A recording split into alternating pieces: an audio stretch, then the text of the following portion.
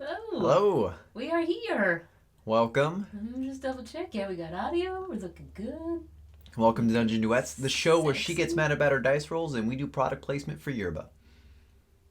I wish. Yeah, I wish to. That'd be pretty cool. Hi, Yerba Mate team. Want to sponsor If they're watching this, you guys want to cut us a big sponsor?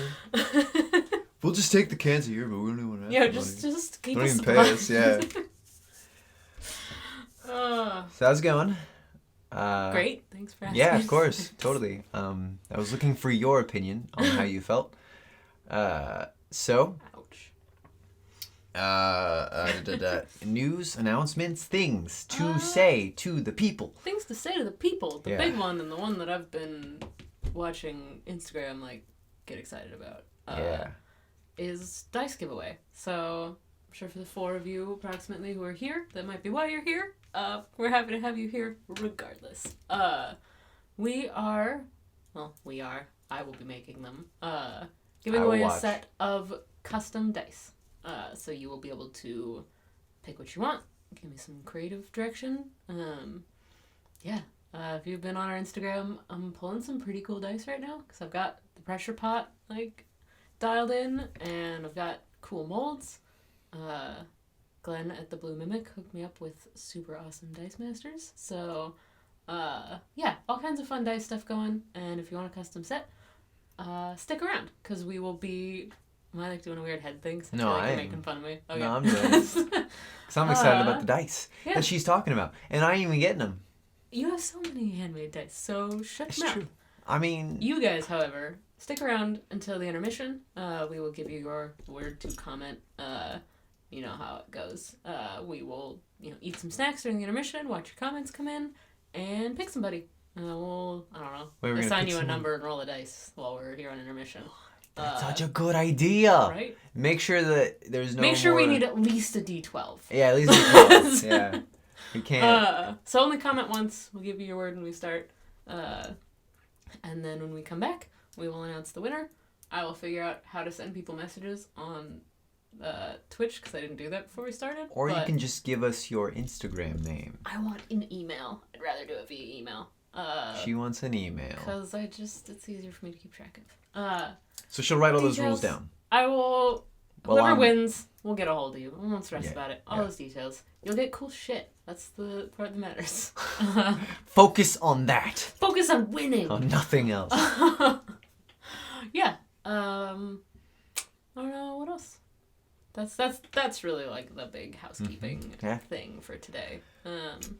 Other than that, we also probably will not be interacting as much in the chat as we did last week. We're kind of trying to figure out our rhythm for that. So if you guys have questions about the campaign or what we're playing or characters, because you're new here, go ahead and put them in the chat. And I have set myself up with a better keyboard mouse setup while we're over here, so I can hop in during the break or during good...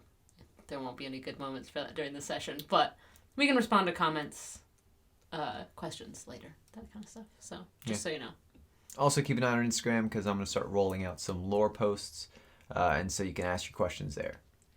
Mm-hmm. So to ramp up for the second arc of Tiriel's story.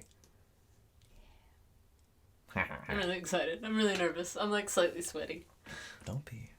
That's too late. I'm already sweaty. I can't not be sweaty. It's going to be fine, boo. I've picked terrible dice, and you've picked great dice, right? Yeah. We spent a lot of time rolling every single D20 we have so that I have the ones that roll well. I had some that were rolling really hot fire, but I was like, nah. Put them away. Nah. Anyways. Okay, so, ready to begin, right? I'm as ready as we're going to be. I'm nervously playing with my pen. When we last left off... Excuse me. Let me just slurp at my yerba. Alright. When we last left off, you guys had essentially killed Sanguine. You had ended her life. You, in a series of moves that were both interesting and fun, like having your spider launch itself at her and then break its legs off. Major failure there. Yeah. careen, crash on the floor, and do virtually nothing. Except I think it did stab at her toes later on, right? Yeah, totally. Totally stabbed at her toes. It jumped and it like used, that was his movement, and he turned around and just slashed at her. Oh, yeah. Tiriel also went down again, this time through a wall of fire spell. It seems that a lot of fire is doing the trick. If I just want to hurt her, I just throw fire at her. After that, Hugin had laid Sanguine to proper rest and had learned some things that he hasn't quite divulged yet, nor may he. Anyways, they had also found a key to an underground tunnel deep within the boilerworks of the Elven Baths. They used this key in the central boiler chamber to then open up a tunnel that leads, from what they believe, to the heart of Paladin. Meanwhile, in that tunnel, Calthena and Tiriel had a really interesting conversation where Calthena sort of berated her for not being as forthright as she could have been. In which then Tiriel learned that Calthena probably would have been happy about some of the things that Tiriel has been hindsight keeping hidden. It's 2020. Anyways, so we learned that. I learned something interesting about Tiriel. Tiriel has been keeping hidden and secret a mysterious ritual. Secret. I've got a secret. That could potentially open up a doorway to the Emerald Realm. And so that was pretty interesting information. After that, they had come upon a strange demon creature, very big and bulky with 4 arms, sort of lithe, almost like a cat, and able to cast magic innately. And they discovered that he had found him eating someone. Eating bodies. Ripping them limb from limb and enjoying their supple freshness. Ooh. And then from there they engaged in some dialogue with the creature because the creature did not want to die and it wanted to get away and wreak havoc on the world. And they were like, he's like, I'll let you pass. And they're like, well, then if you let us pass, we'll let you pass. And then they reneged on it. They spoke falsely, which is probably for the best. And currently, where we last left off, Calthena had just cast a successful hold monster spell. So this thing is paralyzed, put in place, and we're going to begin our session with rolling initiative. So you can go ahead and roll me initiative.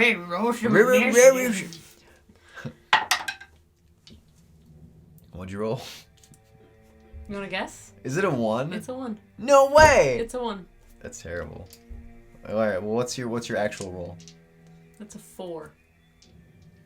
I am so mad already. Oh, I'll go ahead and roll for. So that's Miles, a 4. Even though he's not gonna do much here. Yeah, go ahead. Oh well, that's an 18. Plus his dex. Yes, that's a 21. Oh. Nice. I'll roll this fun. Oh crap. I do need the monster manual for this one creature. Go get it. Just go get it. Apologize. Casey for our book. I'll be right back. Keep them occupied. Yeah. I spent a lot of time today trying to pick my dice because I was really nervous. And yeah, let's just get all the ones out of the way.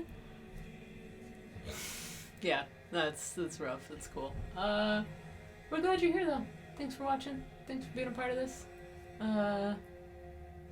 I can sort of hear Casey like running down the stairs and then back up the stairs as he retrieves the things he needs. So I can gauge just how long I need to awkwardly talk into the camera by myself. Just a little bit longer. I hate doing this. I'd way rather just be playing.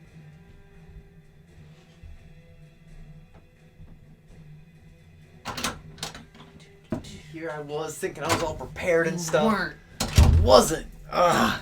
Fudge, Welcome Nichols. back. We missed you a lot for those like 45 seconds you were gone. Oh, did you tell him what level you were? What level am I? Level 6. Yep. I'm level 6. Yes. Yep. Yes. Yeah, this will be fine. Okay. All right, cool. So sorry. Yes. You rolled Miles. Uh-huh. You rolled yourself. You got a 4. Miles knocked it out of the park, however. What about Pseudo Daddy? Oh. I know it's a lady, but... That's a... I think it's a +2 dex, so that's an 11. Okay, I need 11. to just make myself a little... Actually, we have a creature card. We have a monster card for Okay, Pseudo Dragon. so you should just hold on to that for now. Should. It's All right. downstairs, and I don't feel like running downstairs now. Calthena got... Yeah. A 13. Hugin's gonna get... Oh, nice. Hugin's gonna get a straight 17. And Loth? Ooh, wow. Loth got a 19. Yep. I picked some shitty dice, and they're now rolling well. Like, Yep. It what doesn't matter. It doesn't matter what you do. You It just doesn't always matter. roll My well. dice just love me. They do. You gotta love your dice, boo. You know what? This one's rolling okay for me. I'm just Okay. hang on All to right, it. all right. And then you got a 4. Mm-hmm. Nice. I am well to the bottom of the initiative order. Okay.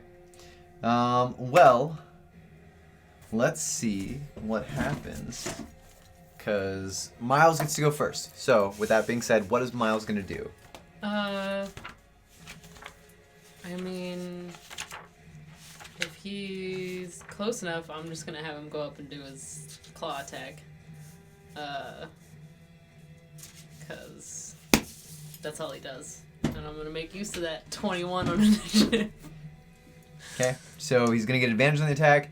And if it's a melee attack within 5 feet, or just an attack within 5 feet, it will count as a critical. Oh. Because he's paralyzed. Okay, so I do still need to hit. You still need to hit, yes. Okay. Shouldn't be too difficult. That is a 18. 18 on the hits. First. And a natural 20 on the second. A natural 20? Which doesn't really It matter. doesn't matter, no.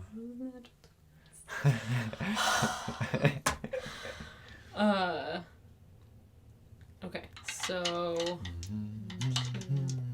Can I have a D8? Yeah. Because they're both going to be just 4D8. Oh, okay. 48 points of damage! Jeez, 48! Just go 48! 48. Oh, wow. 12, 19, 21 on the first hit.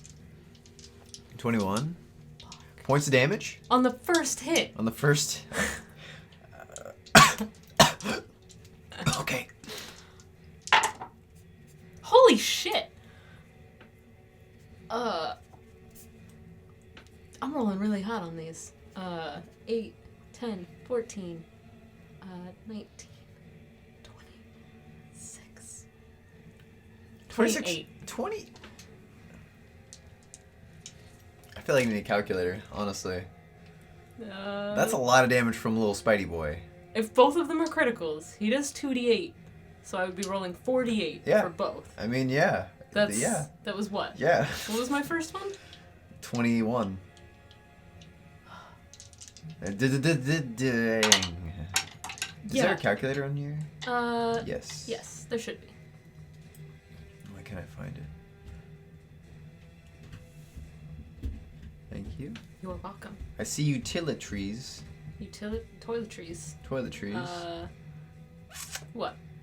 28 plus 21 is 49. What's 28? Hold on, I can do this math in my head. 28 plus 21 is 49. That's not the math I can do in my head. Okay. Well, something minus 49. Holy fuck! That's a lot of damage. That is a lot of damage. Alright, cool. So, what is Miles attacking, by the way? I guess Miles is like roughly dog-sized, and this thing is kind of like large horse-sized, is what I'm picturing. Like bigger than a horse. Yeah. Like. Yeah, it stands about as tall as a horse usually. Okay. Miles tends Probably to even just a little bigger. go for ankles. Like he just sort of sweeps low, you know, and goes for like Shink, tendons, shink. ankles, Okay. like Yeah. goes to cripple things. So he's just gonna go at like both back legs Yeah. and just make a pair of like raking claw attacks. Yeah. Miles, tink, tink, tink, tink, tink, runs over and then sort of lifts up on his on two sets of legs with his other sharp pincers coming out, and one of them slashes along the back of this thing's ankle. The other goes and just lops off a little toe bean, and it just goes flying through the air, blood spurting out. This thing just growls in pain as Miles, the mechanical spider, is killing it. I really don't even need to play a character. I just need to play all of my various menagerie of things I bring with me, because they are far more effective than me lately. Now it is Loth's turn. Unless Miles wants to do anything else. No. Okay. Loth is going to try to break free. Oh, wow. I want to break free. Does he do that? Does he technically get that at the end of his turn? Yes, technically. Okay. He breaks free. Yep. I rolled an 18. Yep. These dice are determined to not... just let me do my thing and get out of here. Nope. Alright, so he breaks free.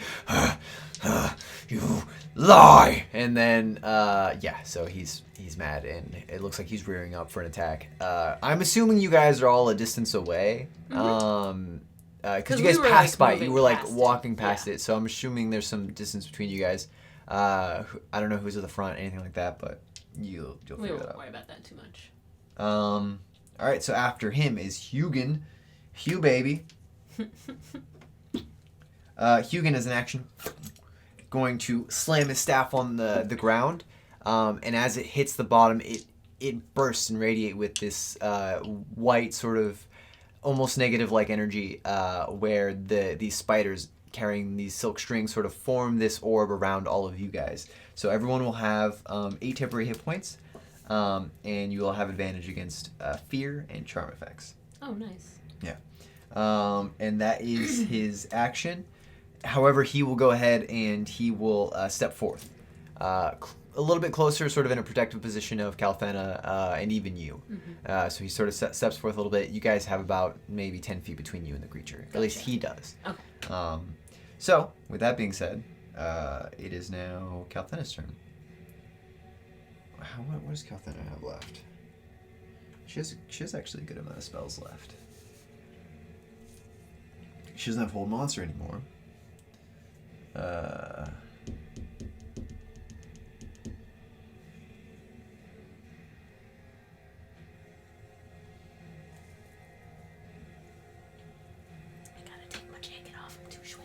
Too sweaty? It's just hot in here too. With my cool intelligence pin. I wear it all the time. You see Calthena sort of begin to squint her eyes, but she looks at you, right at you. And as she does, she begins tracing and making arcane sigils for what you recognize as haste. Oh. It's this green sort of arcane symbol in the air, with a bunch of points on it, and then as she taps those, you feel your body enveloped by this hastening sort of energy. Nice. You move faster, you have more clarity in your mind, your consciousness sort of expands for you to take in more of your surroundings, more so than what you're typically used to. So it's like your body just moving quicker through space. So with that being said, you're now hasted, and that's her action. And she is going to step back though a little bit, at least another 5 feet, sort of get at the back of the group. So now it is your turn. It's my turn.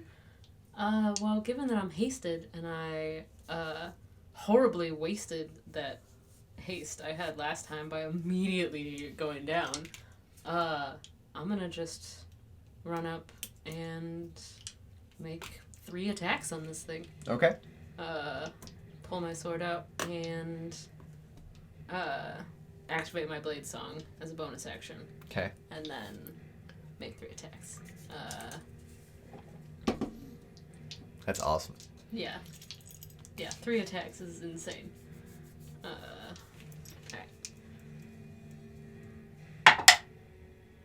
That one's a 17. Nice. I'll just roll 3. That one misses. Are you sure? That's a 2. Okay. And so it's a 23 and a 20. Both those hit. Cool. The first one will get sneak attack because Miles is in melee. Yes, you're right. So 8 and sneak attack.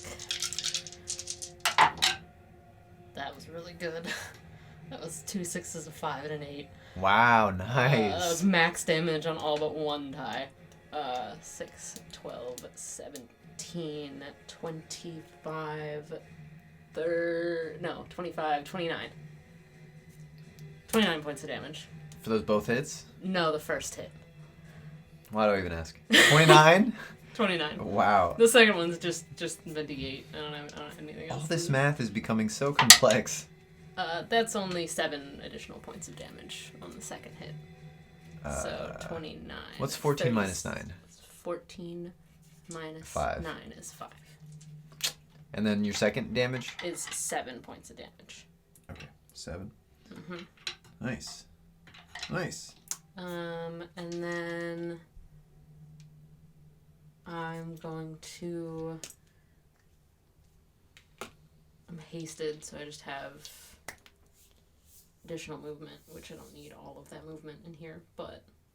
You do dash at this creature, and as you do, you take one swift strike right to the side, tearing parts of its abdomen straight open, and then you come with another backslash right on that same side, except more like towards like his lats, and you just slice right through it, exposing a bit of like shoulder blade.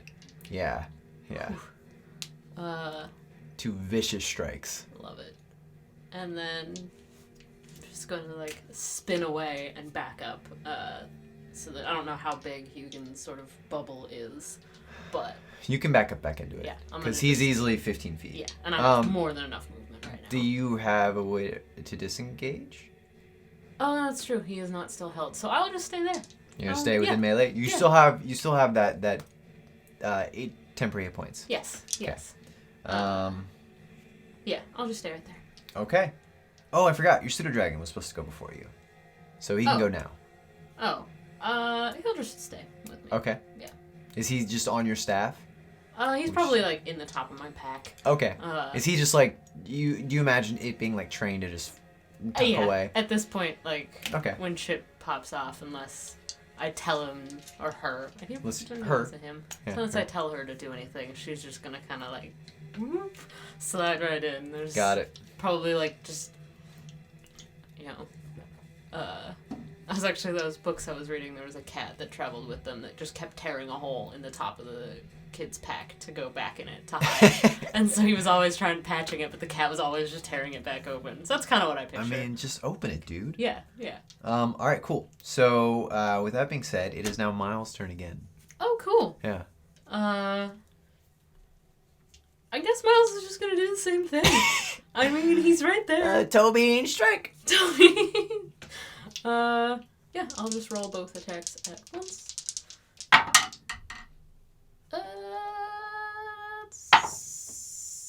That's an 8. To hit? 8 plus... That's a 12 to hit. That doesn't hit. Yeah. It was cocked, and then it landed on an 8. Well, he's gonna swipe again, and he's gonna miss. Both missed. Oh, yeah. It was okay. like a 2 and so a 6 and a 12. Gotcha. All right. Well, then if that's the case... It's this thing's turn. It's gonna do its thing.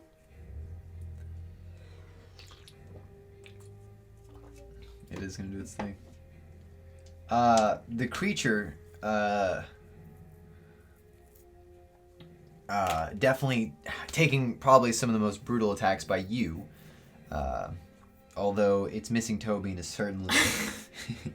it's certainly not happy about that. Just keep referring to it as a Tobin. Yeah. The demons have Tobins. We've established that. That's just how it is in my world. They all have Tobins. Very cute Tobins. You just can't take them seriously because you're like, Tobins! And that's how they get you. Okay. Yeah. Being the fact that you're the closest and the most dangerous opponent to him, he's gonna make attacks on you, girl. Okay.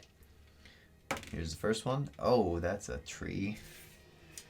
That's gonna miss. 11 to hit. That's for sure gonna miss. 17 plus 8, 25. Is that gonna hit? I can shield and that won't hit. Okay. It'll make my AC 26. Okay, so you're gonna shield. I'm gonna cast shield. Gotcha. His last attack. Nope, not gonna miss. So basically, not gonna miss. Not gonna hit. Excuse me.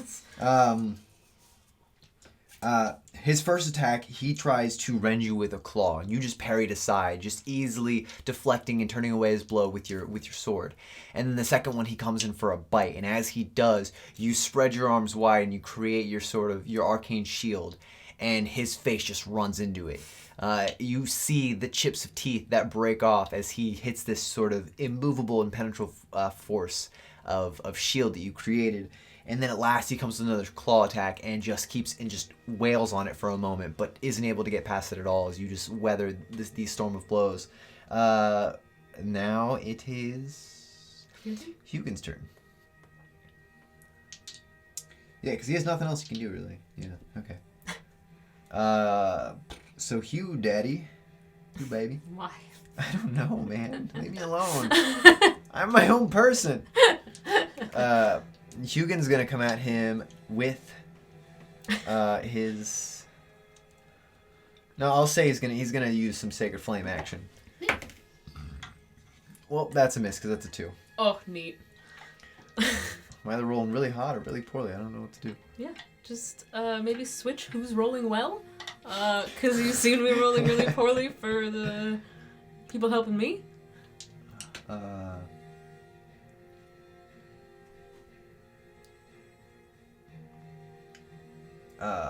Calthena sits there and she is going to hold an action. Okay. You see her hand sort of spark briefly with flame out of the corner of your eye. It seems like she's holding a spell. Like she's not quite sure if she actually wants to use it, but is preparing for the worst case scenario. Gotcha. It's Pseudo Daddy's turn. Pseudo Mommy, I should say. I just have it stay here. Okay. It has 7 hit points. It's not gonna fly at a demon. Yeah, right. It's fair enough. Yeah, that's... Anyways, so now it is your turn. It's my turn. I have 3 more attacks. So I'm still hasted. Yep. Jesus. Jeez Louise. Gee whiz. Gee whiz. Cheese and whiz. You could technically cast a spell and make an attack. Yeah, but I don't really have spells I wanna... That's fair. Like... That's fair. Yeah. Because I would cast a spell and then make 1 attack. Or I could make 3 attacks. Yeah, that's fair. Alright, first attack. That's gonna be a 13. I doubt that's gonna hit. A 13 total? Yeah. No, it's not gonna Yeah, hit. no. Close. Very close. That's an 18. That's gonna hit. And that's a 21. That's gonna hit. Both those hit. Cool.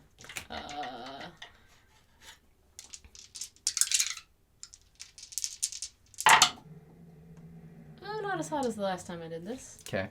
2, 4, 8, 9, 13 points of damage on the first hit. Gotcha. And another 7 on the second. So 20 points total. Gotcha. Yeah. Yeah. There's just sort of... Tiriel just like drops the shield and swings out of this thing's face as it's still like right there in front of me. Okay. Yeah.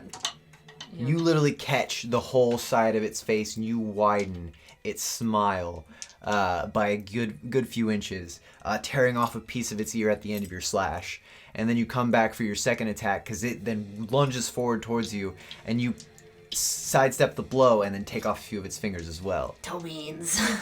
Those aren't toe beans. They're fingies. fingy beans. We're goofballs inherently. So there's a lot of ways you're gonna get fingy beans, toe beans. We've been in a really pseudo goofy daddy. mood all day Yeah. too. So Too tired, man. Yeah, it's not gonna stop. Serious. Anyways, after your that? turn, are you gonna do anything else? Because you could disengage bonus action. Yeah, because I haven't used my bonus action. Yes, ma'am, you have not. I guess because this is like a cavern. There's space here. It's a cavern. Yeah. Yeah, I'll disengage, and if I move like 15 feet back, Am I closer to where Kathleen and Hugin are? You would be actually behind Hugin at that point. Oh, okay. Because Hugin's 10 feet away from the creature. Then I'll just move 10 feet. I'll disengage, I'll move 10 feet. And you move beside Hugin? Yeah. Got it. Yeah. Okay.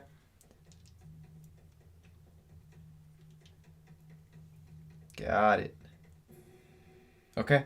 So then you're now by Hugin. You disengaged. Miles is still there, and it's now Miles' turn. He's attacking again. All right, go for it.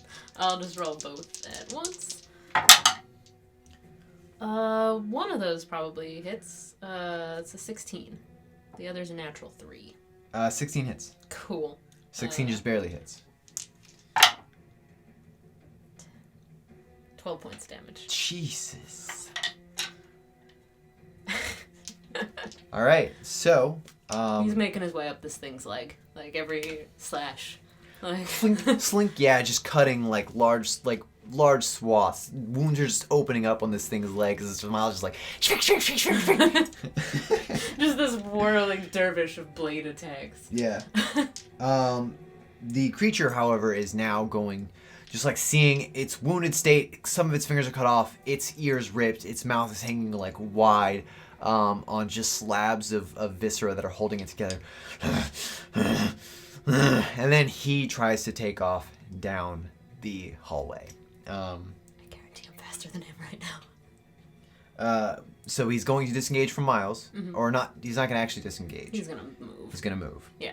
So is Miles going to take an attack? Sure. Okay. Yeah. He would just get 1 slash attack. Yeah.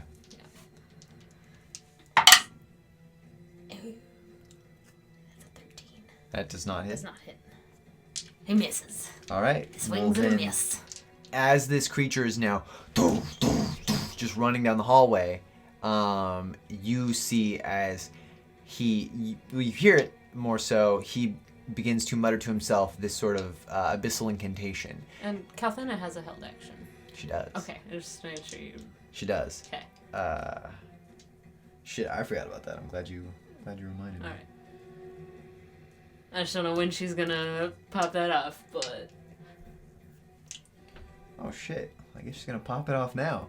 Yeah, it's sort of and it begins muttering this incantation. You watch as its body, even though its skin is already almost black as midnight, it begins to radiate with this fervent blackness that begins to sort of swell. And as it's doing so, though, she rips out magic missile. Was supposed to be fireball. I forgot she can't cast fireball. Oh. She no longer has the slots for it. But she can cast a second magic level missile all damn day. A second level magic missile. So. Need more D4s, or are you good? I will need more D4s. How many do you need? Magic missile is what? 3. Normally 3, so you'll need 4. I need 4. Need 2 more. Big money, no worries. Not great. So it's 4, great. 8. 3, 2, so 5 plus 8, that is 12. Here, take these back. Shinko. So 12 points of damage, not quite enough. Mm-hmm. This thing is pelted in the back, one of her shots careens and curves inward and actually hits that point of his shoulder blade, and you hear the sickening crunch as it feels like you look and see it's like sort of more separated from like the muscles that attach it to his back, and it's just now his arms hanging like oddly limp at his side. The other few missiles just go forward and pelt him in the face, just battering at him, and that darkness, however, continues to swell. And it does so till it pretty much envelops the hallway with the spell of darkness. So he is now he's out of visible sight.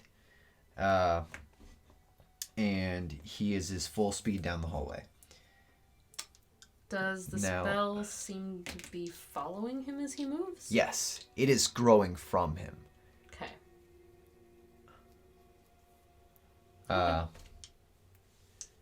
Well, actually, go ahead and roll a perception test. Because I don't know if you'd be able to tell if it's just staying on him. Okay. It's all very dark in here. I probably don't see it. That's, well, actually I have a +8 to perception. It's 14. 14? No, you can see that it seems like the unnatural darkness is sort of like there. Like he means to pass through it. Gotcha. So, with that being said, it's now Hugin's turn. Hugin, let me see. Does Sacred Flame require sight? Yeah, you gotta see it. I think so. I'm very sure it does.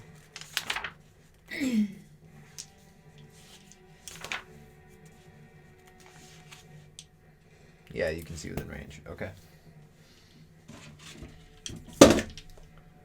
So what's Hugin gonna do? I guess not shit.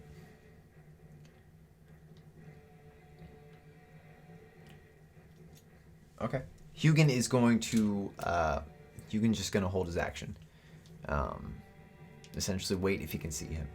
Gotcha. You see he's charging up what looks like to be Sacred Flame. Okay. Now it's Kalthena's turn. Yes. You hear her whisper, "Shit!"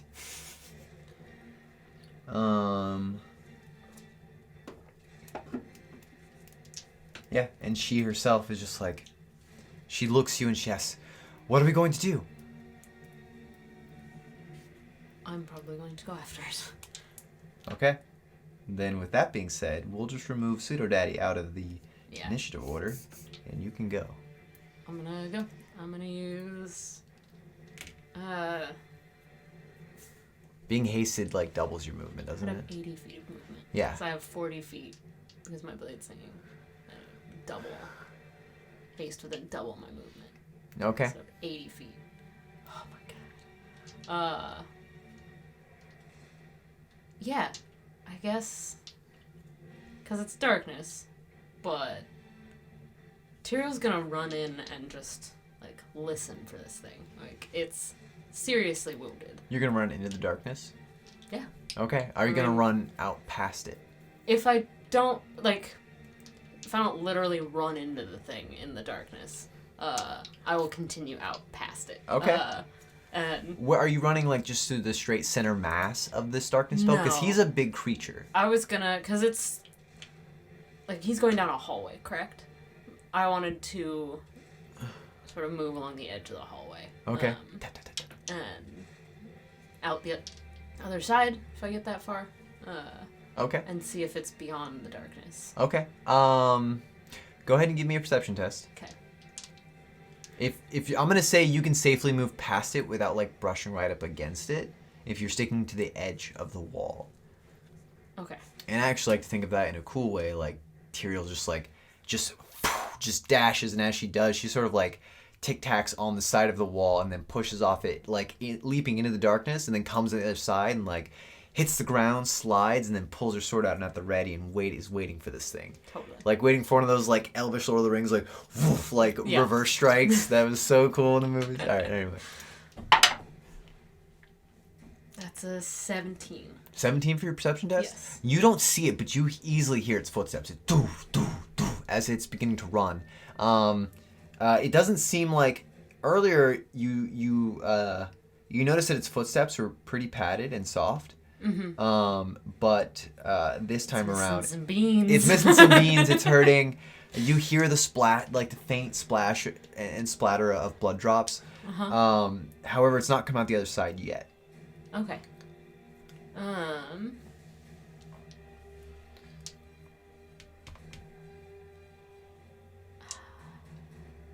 If I hold an attack, I would still get 2 attacks, correct? Like, my attack action is 2 attacks. I wouldn't get the haste 3rd attack. Yeah, I don't know. Because that's... I think so. Let me check.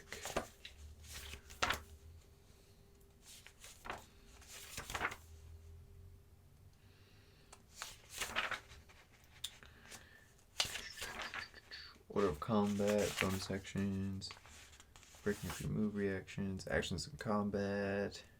Ready.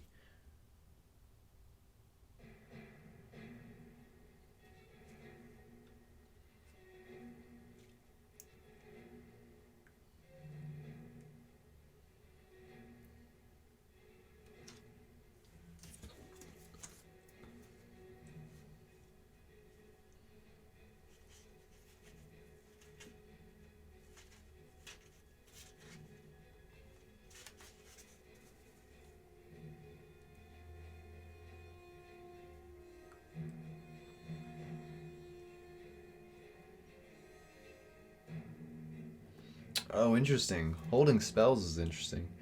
I don't believe so, because it would be a reaction to attack. So it'd be like a regular sort of. Oh, okay. You're burning your reaction to attack. Okay. Then my next question is, can I get any sort of read on how far away it is from me in this darkness? I mean, it depends on how close you are to the source, because you had a ton of movement. You could now be at least a good 20 feet out past the darkness if you wanted to. I don't want to be that far. Okay. Like. You could be on the edge of it, though. Yeah. If you're on the edge of it, you can sense that it's a good, like, maybe 10 feet away. It's very close. And also, are you never mind. What? I was saying, are you doing anything to conceal your presence? I'm about to not be concealed. How wide is the hallway? It's about, I think it like was like 15 feet. 15 it was feet? enough for you guys to stand abreast. I'm going to, as my bonus action, cast Dragon's Breath on myself and breathe lightning into this hallway in a 15-foot cone.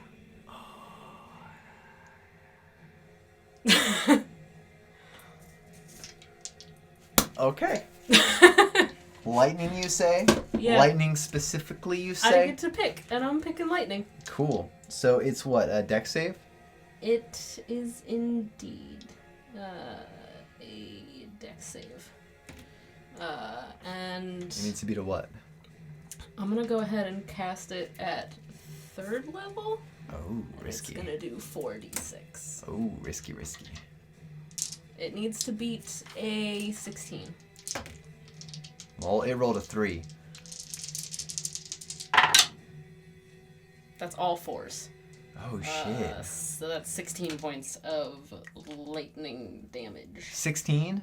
4, 8, 12, 16. It takes 8 of those. Whew.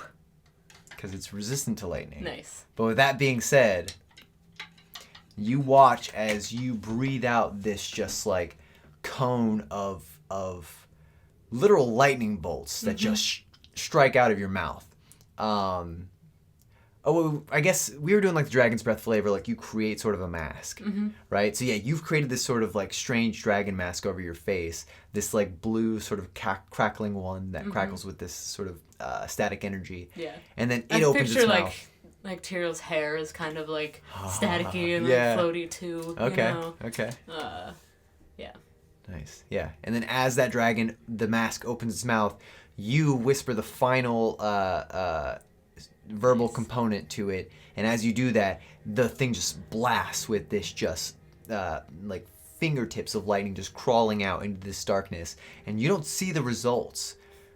But then you wait for a moment after the lightning spread in a flash, and you hear the just dull thud of just this thing crumpling against the ground.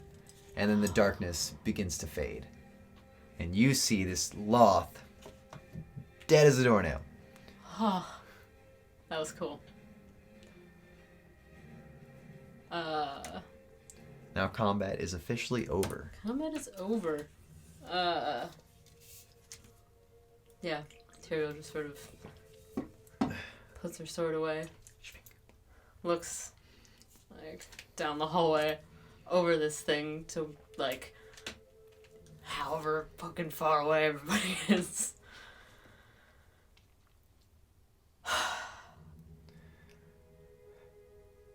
Well, that wasn't as bad as I expected. Just walk over this thing. Yeah. Miles of everyone just like ting ting ting ting ting ting just approaches you. It's all that you cast lightning everywhere. Sort of shocking grasp at him. I like to think it's just like a pet. It's like, you know, when you like run your hand across the cat and it shocks you. Like, that's about all it is. Okay. It's like, yeah. Yeah, he's super happy about that. Love it. And then he begins to then take step with you as you then make your way back to Kalthena and Sort Hugin. of stepping over the like mangled, scattered legs of this thing. Yeah. Nice. Nicely done. That was a pretty epic way to end that. Nice way to like get over the fact that I you can't couldn't see anything. it. Yeah. Yeah. People. Don't worry about it. Okay. Well, where to next? Well, at this point, Hugin is already bent over and crouching next to the bodies of the slain people. And How many are there? This hallway? There's 4 of them. Oh shit. These are Agrahim's bodyguards. Yeah. Yeah, and so Hugin is busy like lifting them up onto the arms and pulling them into positions to where he can then fold their arms over and like properly put them to rest. But some of them are like desiccated. Some of them are completely ripped in half, or have their limbs strewn about, or are barely intact. There is will try to help him. Like, okay. Just A, to speed it up, and Right. B, just because that's kind of messy work. And Yeah. she'll try to move things, and anyone who's got maybe like what's left of a cloak, she'll just kind of like toss over. Right. Mangled bits. Totally. You do. Hugin actually does it first because he notices it, but he finds some potions among some of the contents that these guys had on them. He finds a potion of greater healing, and a potion of hill giant strength. Oh shit. And then he's also searching the breast pocket of one man who's pretty much intact, mostly intact, at least his torso is. And he pulls from his pocket a letter. And then he hands it off to you and he says, "You should have a look at this." Okay. I'll have a look. You read, essentially it's a half-composed letter.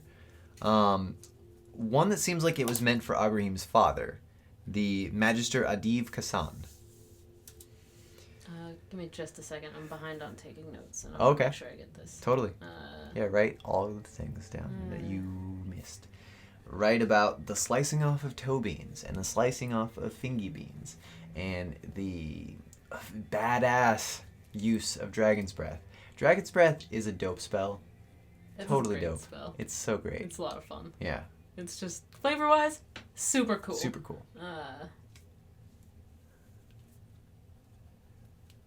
Yeah, while you're writing notes, if you guys missed it, Tiriel just slayed the demon that was essentially trying to get away from them without dying, and it failed that task. And yeah, it was pretty cool. Miles sliced off a few toe beans. She sliced off a few fingy beans. There's a great use of haste and also Dragon's Breath. That creature had 123 life points. Killed in, like, what? The 3rd round? Mm-hmm. Yeah. Mm-hmm. Yeah. For any of you DMs out there, just realize your players are going to destroy things. So always make things a little harder than they should be. I feel like, or you could just let them destroy things. That's sometimes fun too. Let them too. engage in their power fantasy, because that's what fucking D&D is. I don't play D&D to be shown how weak and incompetent I am in, like, imaginary life, too. Like, I'm already weak and incompetent in the real world. But what about God? If I want to be God, I gotta destroy a few hearts and dreams. No. I don't get to play my power fantasy. Yes, you do. It's true, I do. Okay. Life points. This is Yu-Gi-Oh! Fuck. No, I said hit points. You said life points, actually. Did I say life you points? You totally said life points. Oh, my points. bad. I wasn't gonna... Then yes, this is Yu-Gi-Oh! Shadow of the Demon Lord? Sorry, I keep getting distracted by the conversation. I need to write some stuff down. Oh, wow. You killed them? Like they didn't have a chance? Okay, whenever you are ready, what was the name of it? The name of the Magister is Magister Adiv Kassan. Okay, and this was like a partially composed letter. It looks like he didn't get through it, probably because of what happened to him. been eaten. But basically, the contents of what was actually written is that Agrahim is increasingly not acting like himself. And also they are curious of this, of basically the mission that they're being led on. They fear that or at least this particular one feared that the Al-Hasir, which were the bodyguards, like their designation essentially, were being jerked around by Sanguine when Agrahim wasn't making proper decisions. This one seemed particularly like emphasized that Agrahim wasn't acting as what would befit the son of a magister. Interesting.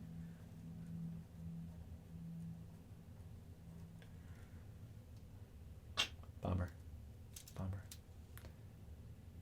So anyways, you get that. I guess, where does the so the letter's unfinished? Unfinished, yeah. Okay. Yeah. It seems to end on the part about him talking about how the Al-Hasir aren't able to like perform their function. Gotcha. And it seemed that some of them were, not all of them were of the same mind, essentially. Okay. So this one was sort of writing back to Daddy across the sea, to complain about the behavior of Agrahim and Sanguine. Gotcha.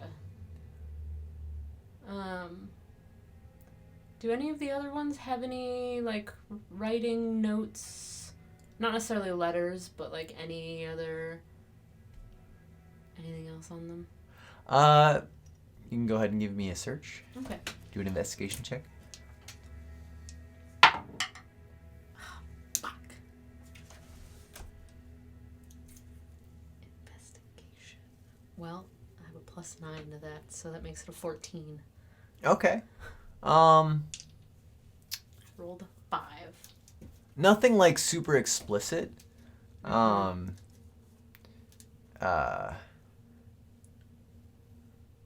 even just, like personal notes, or like I'm not necessarily, like I'm looking for anything with handwriting. All right. Basically.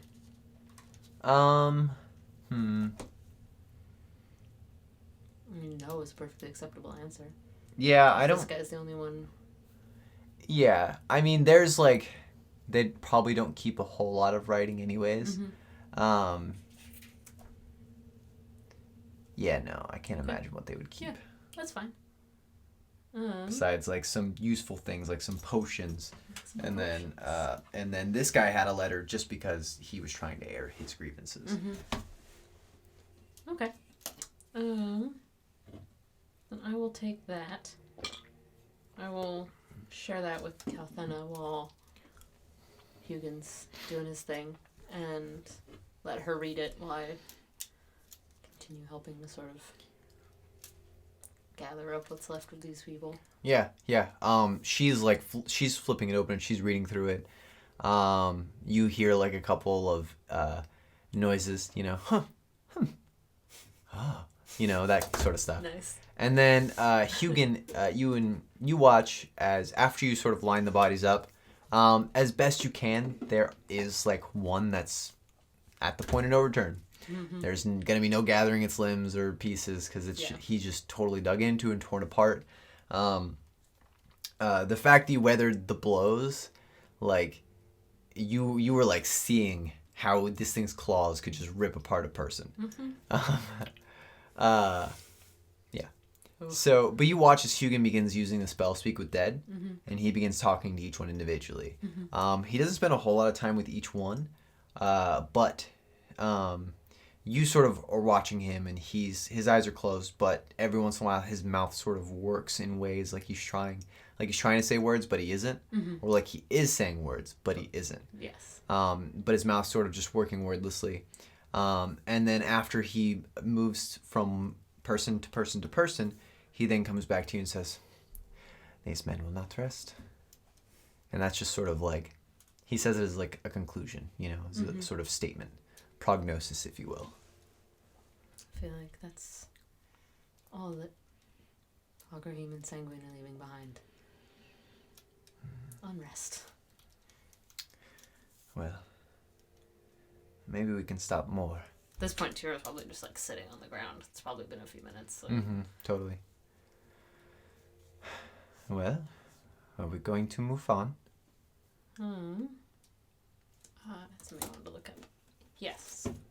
I will continue following where the staff is leading me. All right. Okay. And yeah, I will get back up and follow that. And so you guys begin walking down the tunnel. we know it's like at least another hour-ish from... It's going to take you about another hour and a half at the pace you're going. So in that time, Hugin sort of... you're walking in the middle, Kathana to your right, Hugin to your left. And Hugin looks at you and he says, "What are you going to do?" Well, it's a long shot, but I have this ritual to open a door, and I think if I can figure out how, I can open a door somewhere else. But you said that door went only to the Emerald Realm. But that's not where we want this thing to go. I certainly don't want to unleash it on the Emerald Realm. But what if we could, with help, open it somewhere else? Use the tools, use the ritual, but just change the destination. You see as his like silver gleaming eyes sort of they dance a little wickedly at that. He says, "Whose help were you hoping to ask?" I asked you once before if you thought that Lenolith would help us. And I got a non-answer. It's...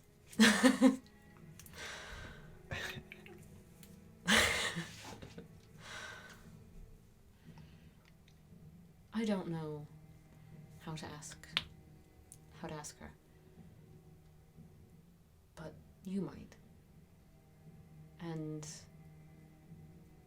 if we could ask her, and we could have her help us sort of redirect it. I spent a long time studying this ritual and this magic, and I think it could be done, but not by myself. What do you need? I'm not entirely sure. I need her to help us open it to the Shadowfell so that we can let it go. We can let that monster go. And we can let it reach out for what it thinks is its goal, only to realize that it's not. And it will walk through that door into the Shadowfell and hopefully not come back. That is an interesting plan. Don't have another one, so I'm really hoping it works.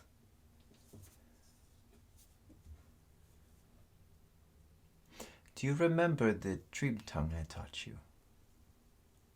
I don't know how I'd say you taught me. Well, told Explained. you about, yes. As much as I can. You meditate often, yes? Yes. That is how you open it. That is how you access the language of the sleeper. You are well versed in it. You can do it whenever.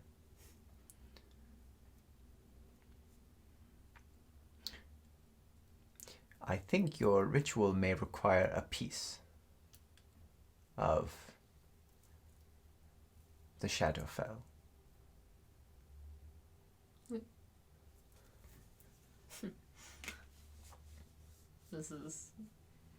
I've already determined what's sort of in the like material components of this. Oh, you have?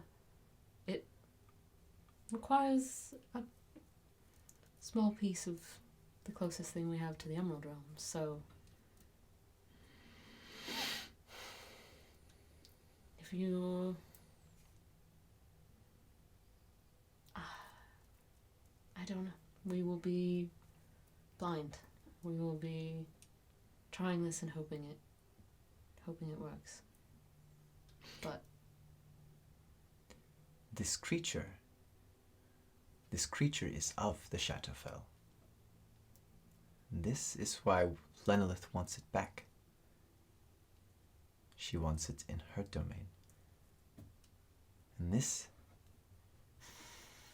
is why fate has given this task to you. It was not accident. no. No, it wasn't. I think I have an idea. Would you say you believe in fate now? I don't... couldn't say no. Well, yeah. It's just certainly not coincidence. it matters not whether you think fate exists or not. Because at every moment, you will do as fate demands.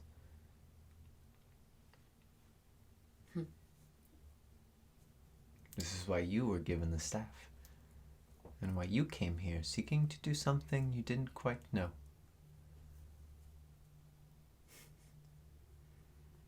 And that's why the thing I came here to do won't happen. I'll have to do something else. Calthena clears her throat. Well, I was thinking, Tiriel, of asking, I had offered, or said, rebuked, if you happen to be in Vale after this, whatever this is going to be. If we survive, you can copy my notes, Calthena. I don't want to copy them. I would like us to perform the ritual together. If I perform it once, I'll remember it. I won't need your notes.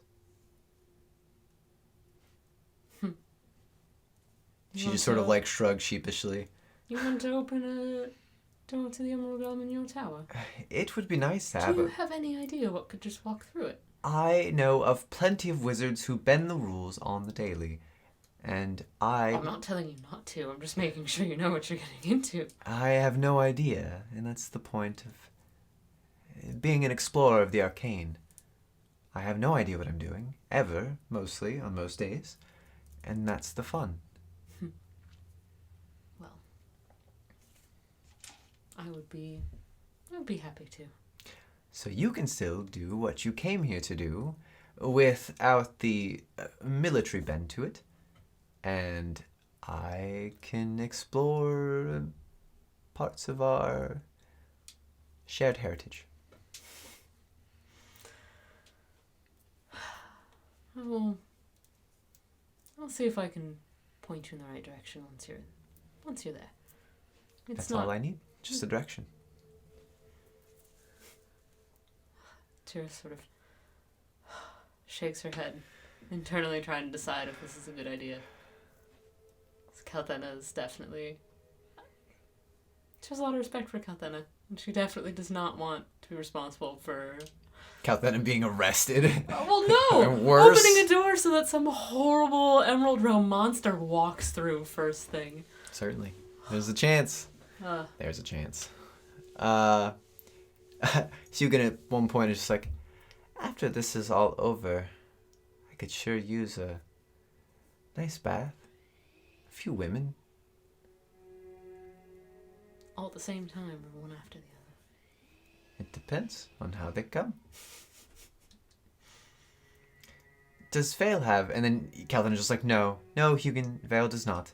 It's not a big enough town. I can point you in the right direction if that's what you're looking for. Okay, that will help. Nice. You guys continue walking on. Is there anything else you'd like to talk about? Tiriel is going to sort of pull her pack off, dig around in it, pull out a little, like, leather bundle, and without, like, opening the whole thing up, pull out a spool of, like, white cord. Just like she's got a few in different colors. Mm-hmm. And basically she's gonna take it and, like, unspool, like, push up her sleeve, unspool a bunch of it, and wrap it around her arm. And then she's gonna take and make a little, like, cut in her arm, right above it, and just let it bleed, like, into this cord. And she's not gonna say anything about it unless anyone asks, but it's part of her, what she's gonna try to do to switch up this ritual. And she's gonna pause and look at Hugin and just ask for a moment, like, kind of, like, holding her arm, just like, I don't know. I have a lot of questions. I think we should stop for a moment. I think. Okay. Aren't we in a hurry? I don't think we need long. We Okay. talked about meditating and Yes. the dream tongue, and it's easy for me. I could sit down and meditate for, I don't know how long. I don't know if it seems like a good idea, but should I talk to Lilith now? Should I try to tell her what we plan? Or does she know? I'm sure if it is meant to be, then she well knows. She tugs on all the strings of different possibilities and outcomes. If this is one of the outcomes of your heart, then she knows this one. But if you need to seek her for guidance, we can stop. No, I think that'll be fine. I think The dream tongue is not only when you are meditating. The dream tongue can be spoken at all times of all days. The dream tongue is the language of the sleeper inside. If you must speak it, you must let yourself wake up a little bit. Thank you. You've been... I don't know what I did. Well, you have kept me alive, and you are That is true. quite possibly the only person who knows enough about any of this to have helped lead me here. Well, you can pay me back with drinks when we are done. That's very easy to do. Lots of drinks. Pretty easy to do. For several weeks, I think. I think that's doable. Maybe months? I've saved your life twice. How much is that worth to you? I live for a very long time. Very many drinks then. Yes, that's fair. Yes. Let's keep going. You guys, after your brief pause, continue down the tunnel. Yeah. And Tiriel's just going to... Bleed a string. Yeah. Just, like, let a significant amount of that soak into, like, feet and feet of this that's Okay. wrapped around her arm. Gotcha. She's just gonna leave it there. Like, she's not gonna take it off Okay. for now. And yeah, she will just, for the rest of the walk, be sort of, introspective. And, Okay. thinking Gotcha. about how she thinks she's gonna do this. Gotcha. Okay. All right. Okay. Well,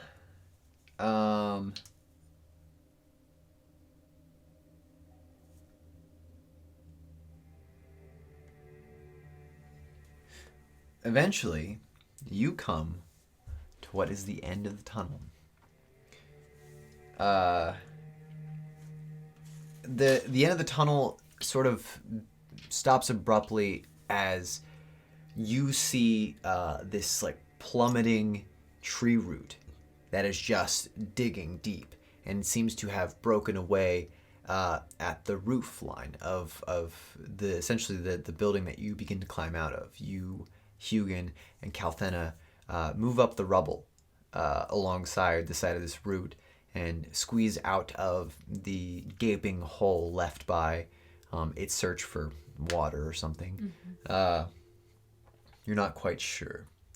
As you like press your hand against that tree root and like sort of use it to push yourself up, you feel magic coursing throughout this whole entire thing, like powerful old magic.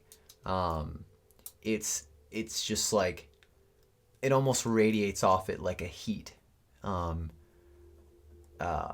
then you discover why as you climb out into this totally ruined building where you see this root has plummeted in from, and the root then just extends out into the shadow because this area is also covered in thick, dense shadow, like what you had encountered when you just entered the Ruby Gates.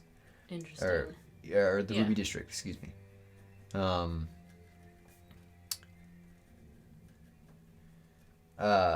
But you see this tree root going off into the shadow, and then you look up because the dense fog isn't like too high above your head, so you can still sort of see through it.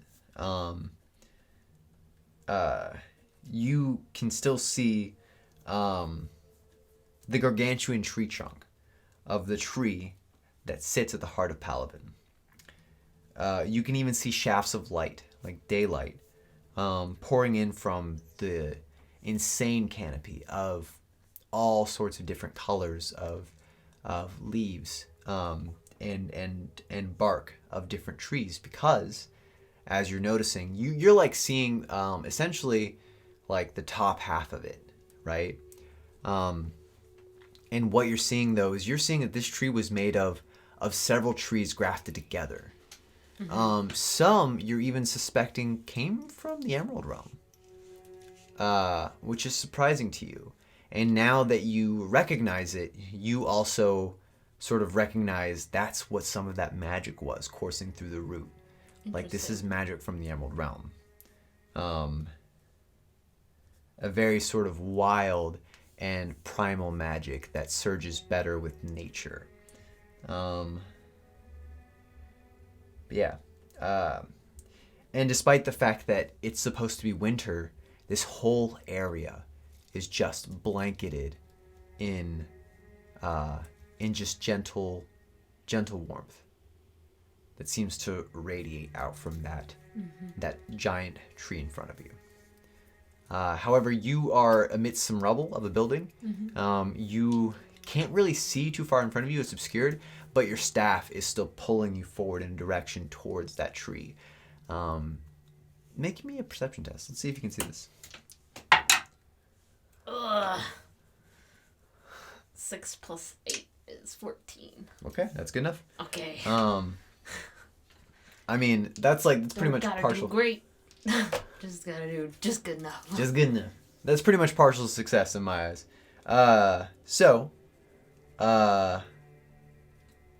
You see it though, as you're sort of looking at this site, as you're seeing the fantastic tree at the heart of Palaven, rising up strong and proud. You also see the creature of your vision, because it is also gargantuan. It's not nearly as tall as a tree. In fact, you're just seeing sort of the top half of it. You're seeing from like chest on high, because of how your perspective is skewed by the fog. But you see its elongated limbs just rippling with musculature, and underneath it's sort of like the muscle underneath is sort of ripples against this thin and tautly pulled black skin that seems to pulsate with shadow. You can also see, because this creature's facing away from you, you only see the horns from the top of its head curling back, but you don't get any of the face or anything like that. You just see the sort of back of its shoulder blades. For all intents and purposes, it seems humanoid. But huge, massive, and has this sort of elongated features. The head is sort of slightly more oval than what you typically expect from a human, slightly more elongated, and its limbs, the one that you see reaching out towards the tree, seems very long. So, both of these things as far as your points of reference go, are still pretty far away. Wow. Because they're big. But you know that you're not very far now. Not far at all. It's in sight. Yeah. So, how are you going to proceed forward? Stealthily as possible. Stealthily as possible. Basically hiding. Natural one on that stealth check, so I'm gonna give it a shot. Are you going to stealth? I would like to. Go for stealth, then. I'd like to try to be sneaky. Go be sneaky. I'm be sneaky. I will give you advantage since you're blanketed in shadow. Okay. Calthena and Hugo also get... Jesus, Buck. That was a 16 for Calthena. Well, it's a 16 total for me, because I rolled a 1 and a 6. Ooh, damn. Your dice are betraying you. They are. They, like, roll well for a minute, and then they stop. Hugo got a 17. Wow. I'm sorry, boo. You're not. I'm kind of not. I know you're not. You want to roll stealth for Miles? Fuck. So that you can feel better? Oh, yeah. I'm sure he'll nail it. He has a +7. No, that's 2 3s, actually. Yeah. A 10. Yeah. Got it. You guys are moving as stealthily as possible. However... I'm not rolling in the box anymore. I'm just not rolling the box. Maybe it's the box. I mean, Calthena and Hugin seem... They're sort of moving along more carefully than you are. You, while you are wanting to proceed and sort of stay under the radar, you are also excited at the prospect of getting closer to this thing, and excited, but it's mixed with this sense of dread. You still can't shake the sense of exploration and of being somewhere that no one's been in a long time. That too, but yeah. There's also the fact that there's a giant demon monster just hanging out there. Just hanging out. Just hanging. And then has been for a while. Yeah. And then Miles seems to Miles is just sort of having a hard time. Yeah. There's a couple legs. Yeah. There's a pair of legs clinking around inside of him. Yeah. His balance is definitely thrown off by that. Yeah. Not really, because he's got so many legs. But still, there's an element to it that makes it more difficult. You gotta explain the trash stealth roll somehow. Yeah. Ugh. All right. So, with that being said, let's see.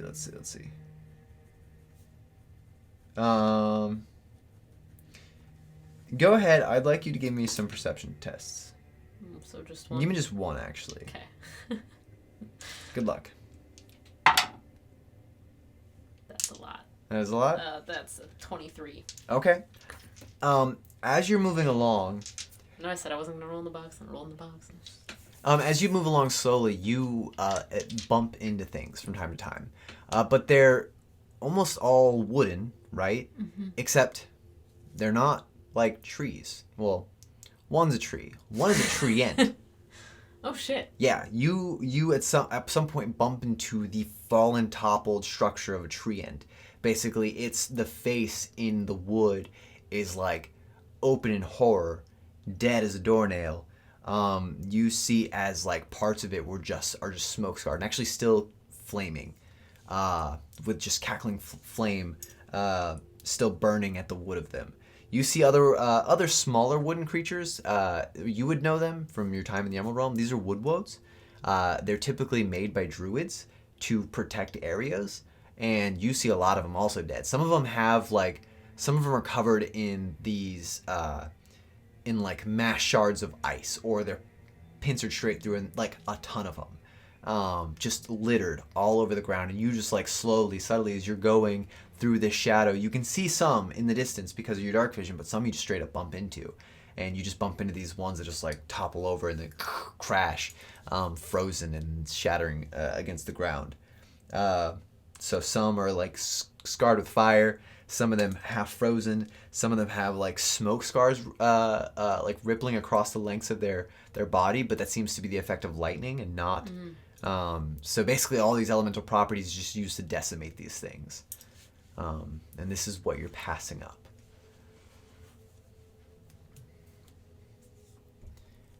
Yikes! Yikes! It's not what Tiriel says. That's what I says. Zoinks! Yeah. Yikes. Did you want to write this stuff down before we proceed? Yeah. Okay. I also really need to pee. Well, just a moment. Okay. Eventually, you watch as you see the darkness. You see the threshold of it. What were those smaller tree creatures called? Woodwoads.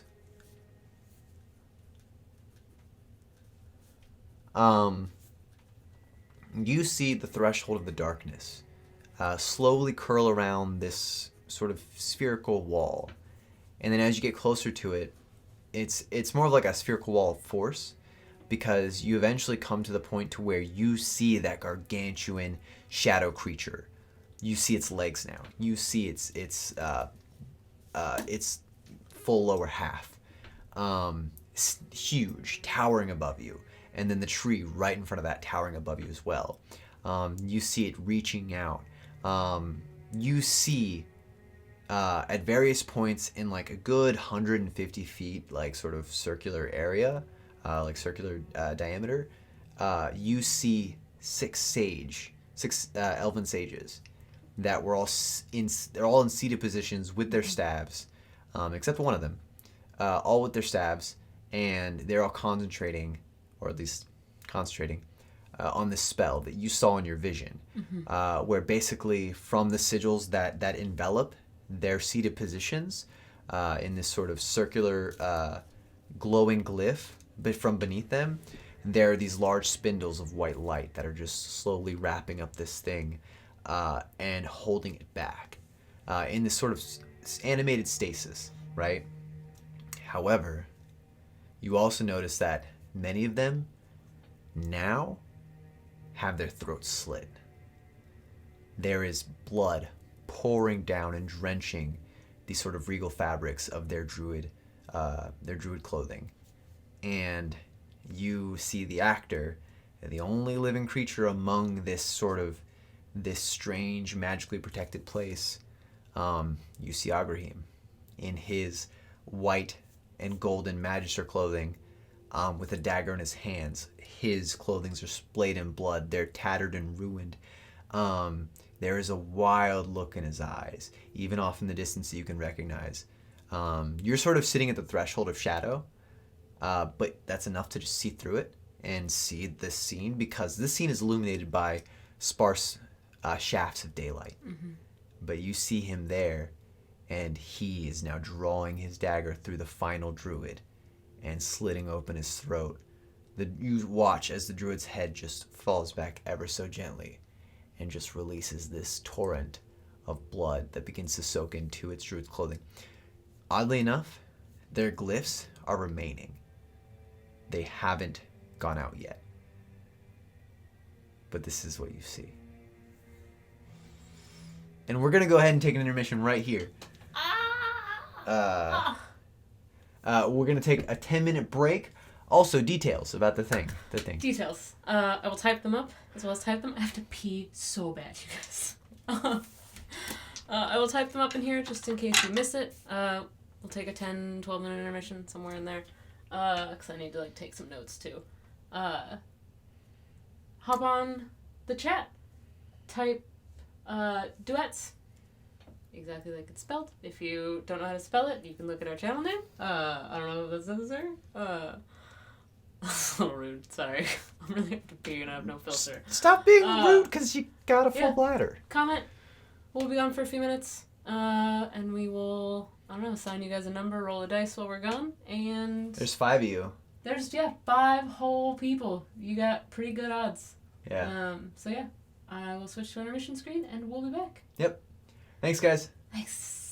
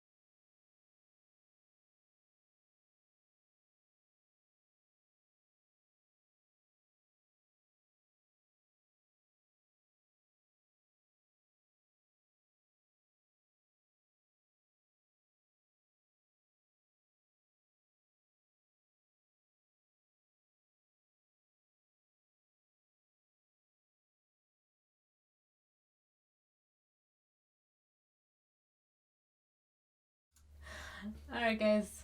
We're back. Hello. Welcome back. We got 4 Duets comments, so I rolled us a d4 based on who numbered by who commented first. And rolled a 1. Rolled a 1. So Tanpert, PJ. Tanpert, that's you, dude. Yeah. We'll hook you up with some dice, man. Some elaborate, dope, what custom you want, dice. We'll make it happen. Whatever you want, boo boo. Yeah, so congrats. Thanks for entering. Everyone who did, all 4 of you. We love having you here. It means a lot. Yeah, we definitely really appreciate it. Like, it's cool to just have people watching, who are like, what happened? And other people are like, throats are slit. And I'm like, hell yeah. I didn't do it. Someone else did it. Yeah, we didn't do it. I did it, kind of, in a weird way. Yeah. Casey totally did it. What does it say about me? Yeah. So I will just throw it in here. Can I? Yep. Yeah. Cool. You can add him. I can add him. I'm gonna add you.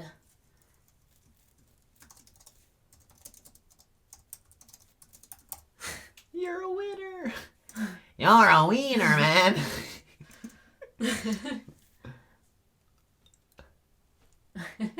I don't know. Alrighty. Yeah. Cool. So, real quick, I think before we proceed, does anybody, yeah, dude. Yeah. Does anybody have any questions or anything they'd like for me to clarify?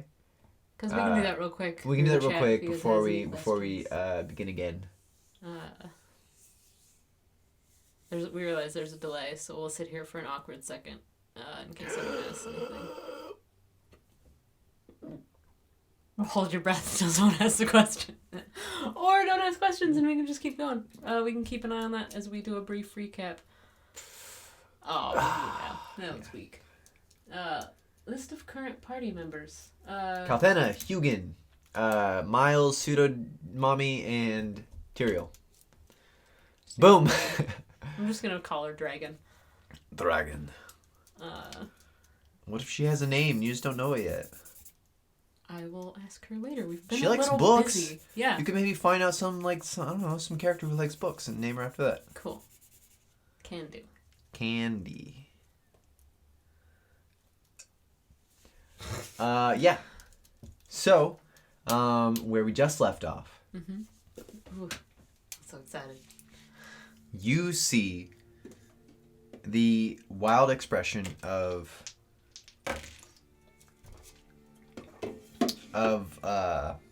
Agrahim as he just slit the last throat of a druid who did not have a staff. All the other ones have staves in their hand. They're very ornate. Mm-hmm. Some of them correspond to what you imagine to the different districts of Paladin. Oh, interesting. One of them has a sapphire. One has an emerald. One has a whole rod made of iron. One has a crystal of the sun at the top. Another has a crystal of the moon.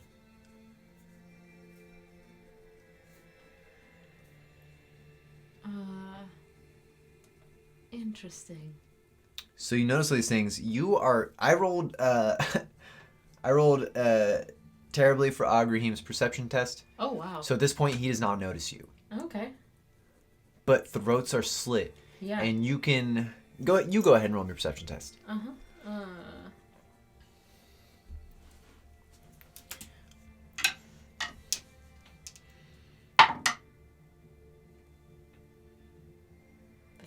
15? Okay. You can actually sort of see and hear a little bit of it. You hear some cursing. And then you watch after he's watching intently, this druid, who's bleeding out, gushing with blood. He's watching sort of this odd, malicious delight on his face. Mm-hmm. But as he's watching, he's also then looking down at the glyph below. And he grows frustrated. His body language just communicates irritation as he begins to scuff at the ground and kick at where the glyph's at, but doesn't fade. And the lights around these druids who are swirling and curling and holding this creature locked into stasis are not dissipating. What you're seeing, though, like all of these druids very much remind you of druids you might see in the Merwood today. Their regalia is certainly older. The things they wear come from a different period. But other than that, this is the same sort of thing. These are, for all intents and purposes, your people. And you just watched as this madman. So Tiriel's gonna, staff in hand, go ahead and step forward. Okay. And plant that in the ground and use thaumaturgy. And yell at him. And she's gonna plant that and project her voice. Even now, Agrahim, kicking at the ground like a spoiled child. She's gonna pull out Sanguine's hair and throw it out onto the ground in between us. Okay. I don't know how far away he is. I would say he's a good about 45 feet from you. Okay. But his head whips in your direction, and he looks at you, and he says, "No, Tiriel, this is not what it looks like." And then he sees the hair, and you watch as his eyes go wide. He says, "Oh no, Sanguine, what did you do? What did you do?" What did I do? Your sister nearly killed me. Seems like you've been going to work on the people here.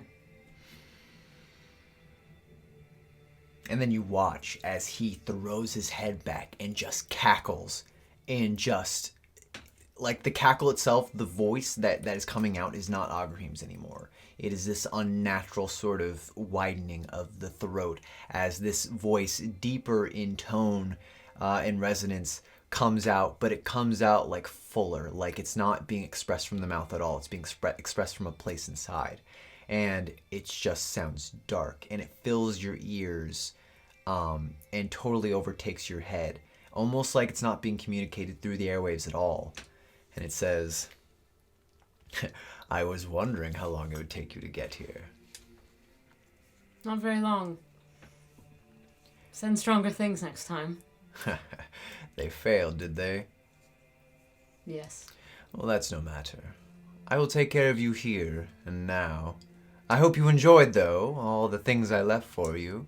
And I'm very glad and thankful that you opened the door and made it easier to get in here. Yes. Been far too trusting. Really shouldn't have advocated for letting Agrahim in here in the first place, but I will clean up my own messes. You know, we had waited a long time for you. For me. For you, yes. That door was the last thing keeping us out. We'd done our homework. We had known what we needed, but we could not find it. You led us right here.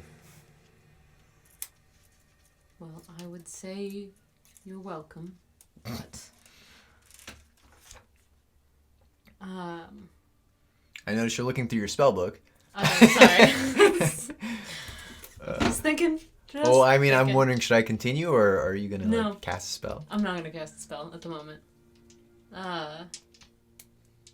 Are Hugin and Kalthena behind me, or did they stay back? What would you like them to do? I'd like them to be behind me. Okay, yeah, they're behind you. They're like, what's up, man?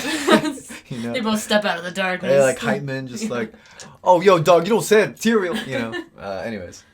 I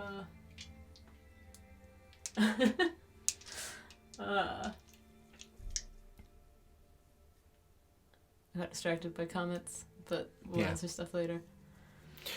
I think that if I take your throat and rip it from that porcelain throat of yours, that this would end this ritual. No, and finally, I really don't think it would. Well, I'd be delighted to try. You can certainly try. Can I ask one more question before you do? You may. It won't make a difference. Did you pick that body to borrow at random? Or was that deliberate?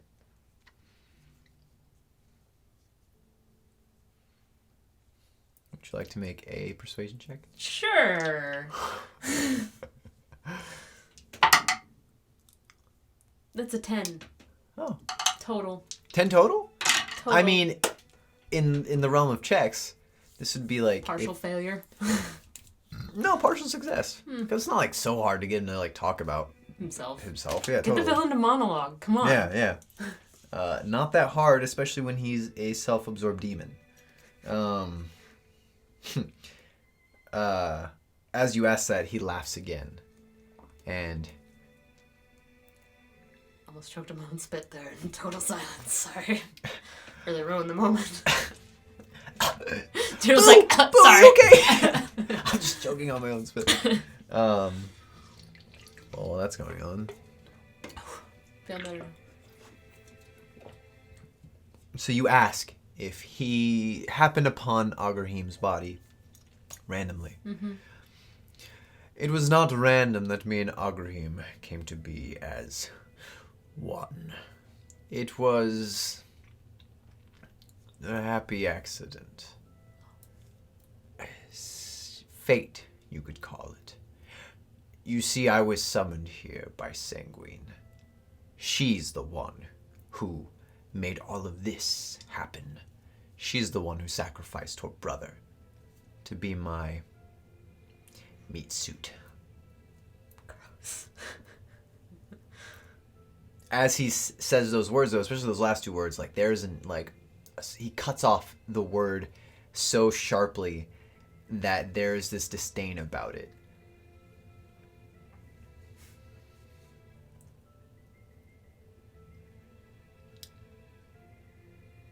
And you came all the way here from Lamia. I've come much further than Lamia. Well, I'm from Oblivion, a place of torment, of swirling chaos, where nightmares like us just barely manage to scrape our existence by. The fact that you are even speaking to me, you should know what this is. You are speaking to something akin to a god. And I serve one greater. Malat. well, that's a new name. I really thought you were the top of the food chain here. Top of the corporate ladder. No, I have the CEO I report directly to. She's the one who does all of our finance and earning meetings. I'm really hoping to get out of those in the future. God damn it, Pope! I'm sorry, I just can't help it. She can't help but The turn every corporate demon. structure of Yeah, the demons yeah, is just too much. yeah. They probably are structured like that. Yeah.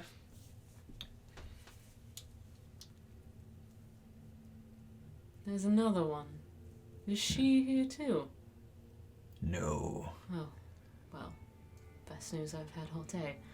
Once I let out this thing, and he gestures to the large creature, the Devourer, when it walks across the landscape, it strides and kills everything in its path, making the crops wither, the trees die, the land turn sour beneath its feet.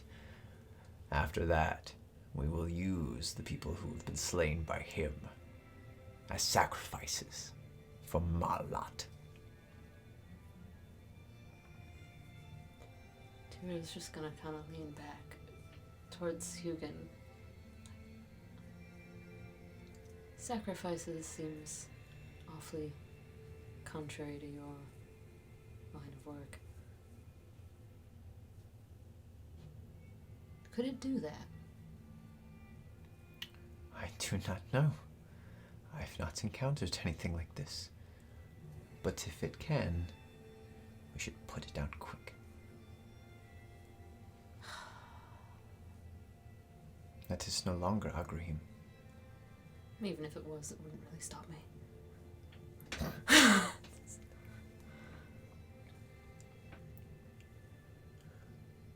As much as a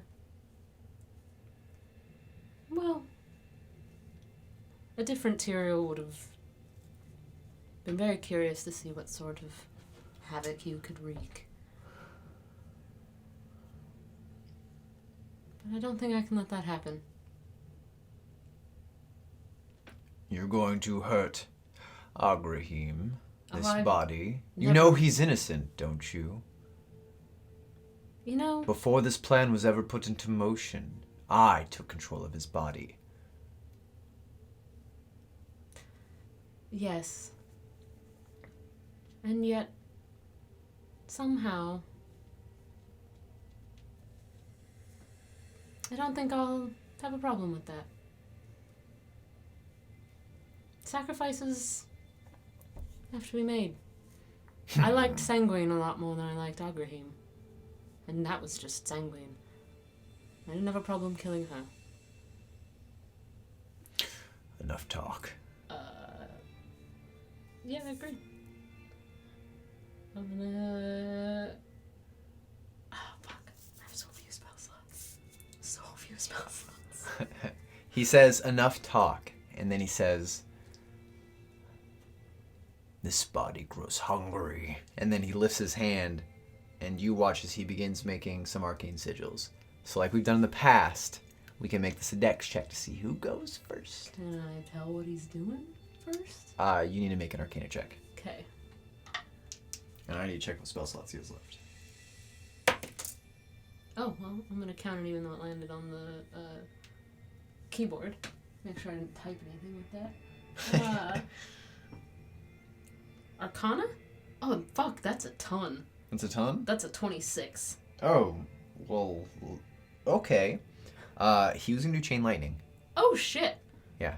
Can I try to counterspell that? You can. What level spell is that? It's level 6.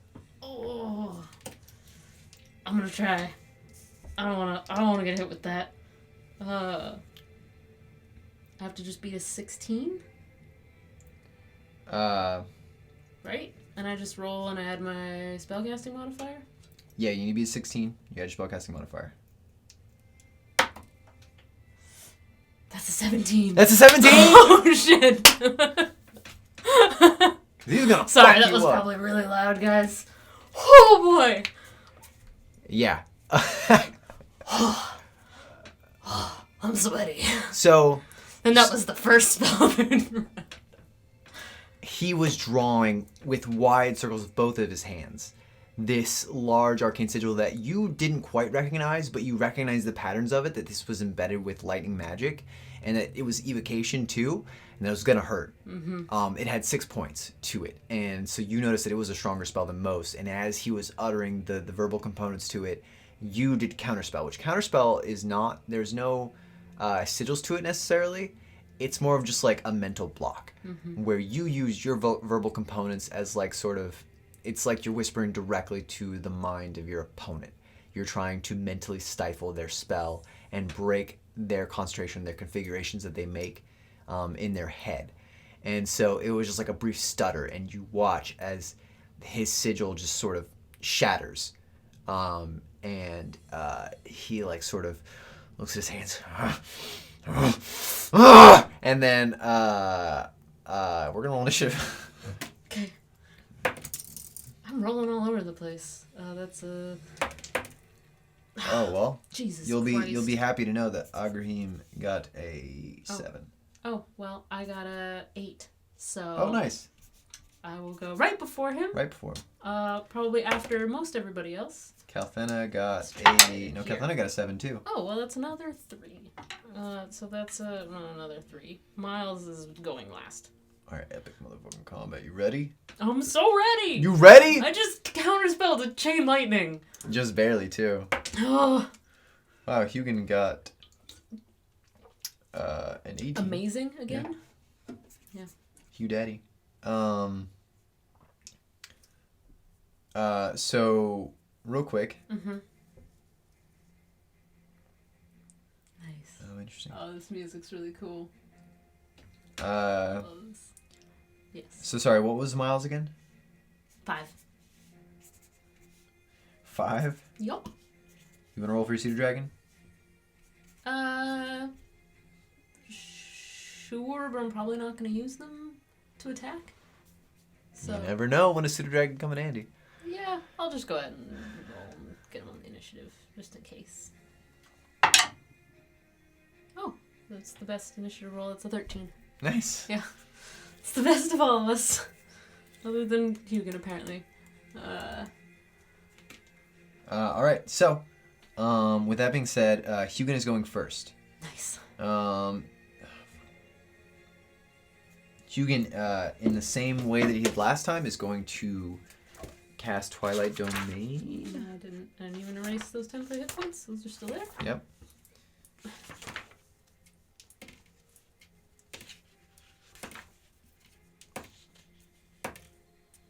Oh, nice. This dice rolls a lot of 13s, apparently. That was like 4 13s in a row. I wouldn't mind that. That'd be pretty good. That's 20.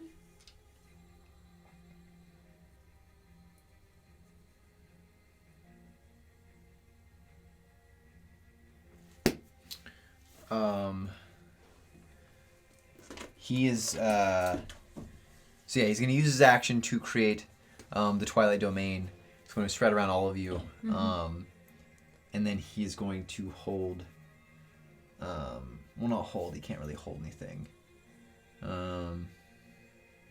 This has a bonus action thing. He does have a That's an bonus action thing. That's a little weird, though. Okay. Yeah, he'll use a bonus action on Kalthena. Okay. To cast Sanctuary on her. So if he targets her with an attack, she'll Okay. maybe be able to divert it from her to him, which is his intention. So he casts Sanctuary on her, just sort of using his staff and pointing in her direction. She is now enveloped in the sort of weird white and black energy you've come to expect from Hugin.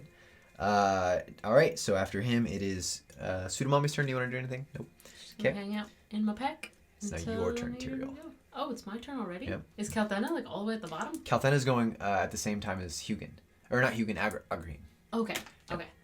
I'm going to bonus action activate my blade song. And can I, let's have the staff out.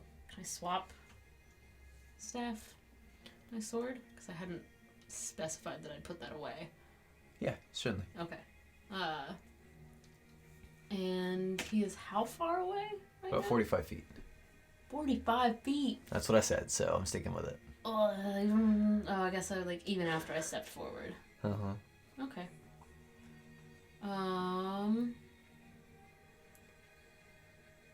Then I'm gonna just move forward 15. Move forward 10. And it's in here. Just look. And I am going to cast Toll the Dead. And it's 60 feet. He has to make a wisdom save. He fails that. He rolled 5. Oh, shit. He has a +5 on that, too. It's 10.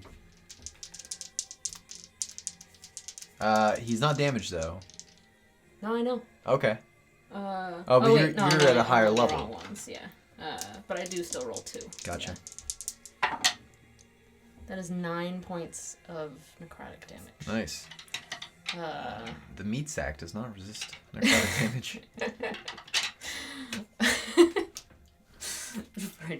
Agraheen is a meat sack now. He's no longer a person. Yeah, that is my turn. No meat suit. I'm up 10 feet. And I'm gonna stay there. And just hold. Okay.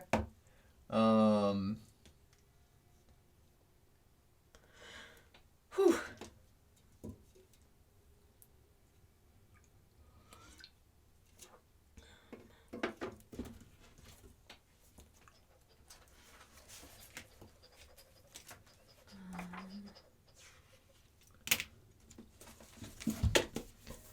Alright, time to look up a spell.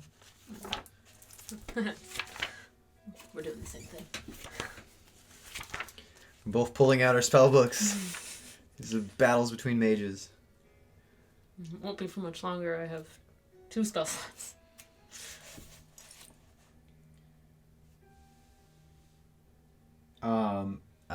Agraheen ends up moving up.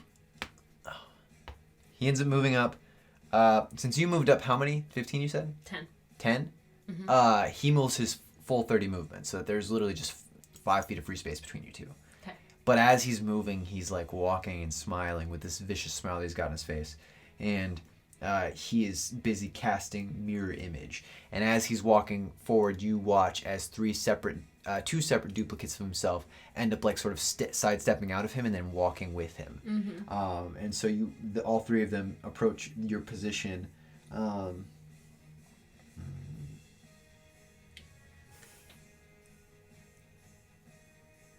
Okay, cool. So that's what he does. That's his action.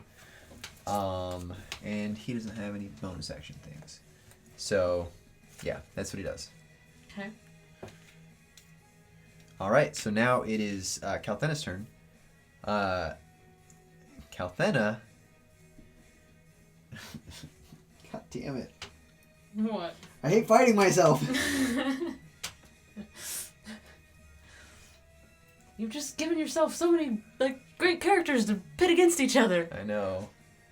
I mean, it's her last 2nd level spell slot. Jesus. And she's going to attempt Hold Person. Oh, fuck yeah. So he needs to roll Wisdom save, I believe. Against her spell save DC. Oh, and he makes it. Nice. He makes it. With that spell, she was having trouble sort of detecting which one was the real one, and she targets one form that seizes up for a moment, and then one of the other ones looks up at her and gives her this wide smile, and she curses under her breath. So that is Calthena's turn. Miles is up.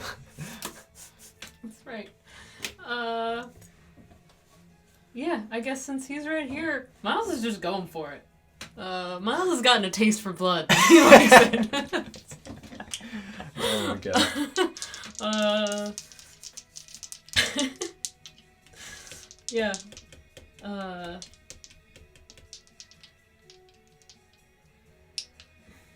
Okay, yeah. I'll just roll both attacks. Those aren't that great. 13 and a 10. Okay, so 13 would have hit. Oh. However, Okay. let me determine if the attack targets a duplicate. Okay. Is that... Oh, interesting. So... Yep, so the first one is going to target a duplicate. Well, yeah. Every attack that hits, you roll to see if it... Because that was both attacks, so... Yes. So let me do that. Hold on. 3 illusory duplicates. So that was actually 4 of him. Excuse me. Okay. Each time a creature targets you with an attack during the spell's duration, roll a d20. Yeah, it just targets you with an attack. To determine the attack instead targets one of your duplicates. So I believe both would target duplicates. Okay. Probably just the same one then. Yeah. I guess. So the AC of the duplicate is just 12. Okay. So he would end up hitting one and destroying it. So now there's only 3 duplicates left. Okay. Cool. That was gonna be my next question. Is there a way that we then determine if one's a duplicate? But once you hit it, it's destroyed essentially. Yes. Okay. Cool. I mean, assuming you beat its AC. If you just hit it once, though, they essentially have 1 hit point. Okay. And they ignore all other damage and effects. Okay. That's crazy. Yeah. So only straight up attacks would actually do anything. All right, so after Miles, it's Hugin. Hugin is going to move up the distance to get next to you.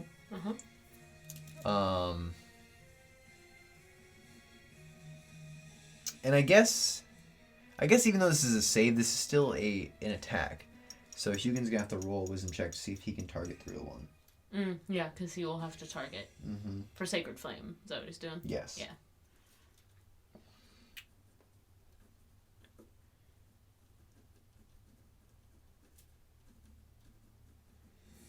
Yeah, Sacred Flame. How does this work again? Sorry guys, this spell's a little complicated. They make a dex save, don't they? Yeah. So, yeah.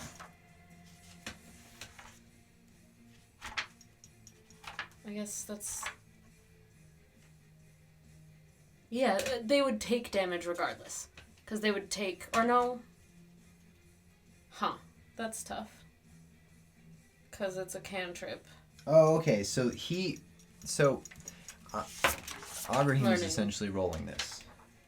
Yeah, 8 or higher. So yes, the Sacred Flame does target another creature, or one of the duplicates.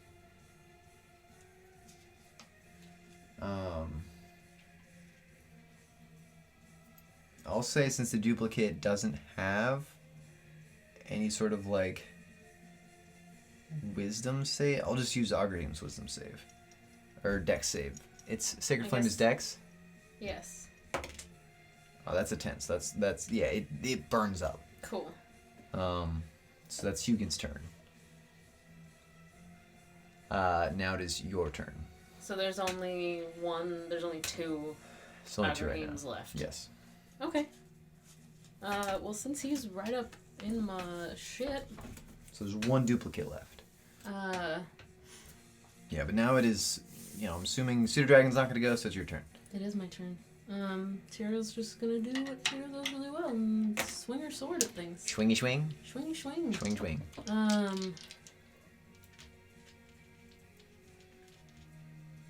Yeah. So first attack is nat 20. Let's see if it targets a different one. Yep. Nat 1. So no, it doesn't. Targets the real one. I get to add sneak attack to that because Miles is on him. Miles is in... Yeah. I'm just gonna... And the boss is one-shotted. I don't even have enough dice for this. Wait. 1, 2, 3... Can I have 2d6s? Can I have 2d6s, boo? Oh, yes. Sorry. You get some dragon die. Oh, Damn, yeah. why are you rolling so many? Because I have sneak attack on the first hit. Oh my god. Oh, it's not as good as it could have been. 4, 6, 9.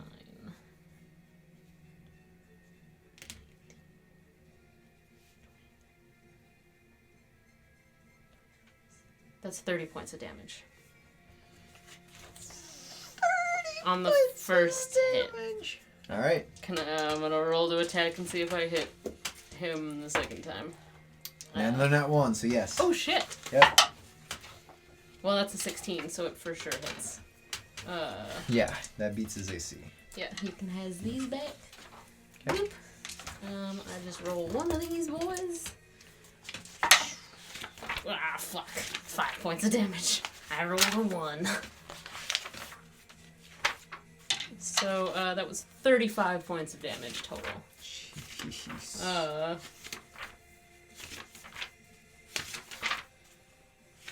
Yeah. Whew. So, Jesus. All right. Yeah. So you come across, and immediately, like, he's like trying to switch places with one of his duplicates, but you catch him off guard, and you slice straight to the abdomen with a forward slice, and then come back with another slice that just comes back down across the chest. Both wounds just burst open in blood. He looks really hurt. And Tiriel just sort of like, before she like pulls the blade out, just looks at him. It's like, you should have stayed in oblivion. I will not go back there. And as my bonus action on this turn, I am going to, just in case, I'm going to activate my Twilight Eyes. Oh, okay. Because I have not used a bonus action on this turn. Will you look up stone skin for me? Yeah. Adds to your AC, I believe. I flipped right to the page it's on.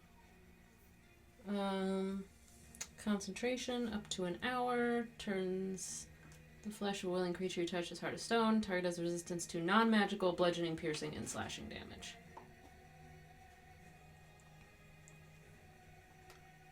So. There you go. Okay. So, sorry, one more time? Until the spell ends, the target has resistance to non-magical bludgeoning, piercing, and slashing damage. Okay, that doesn't really help. It's an action, touch, concentration up to an hour. Okay.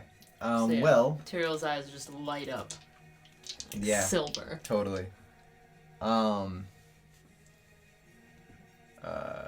What Agrahim's gonna do is he's gonna 4th level cast Burning Hands right up on you. Okay.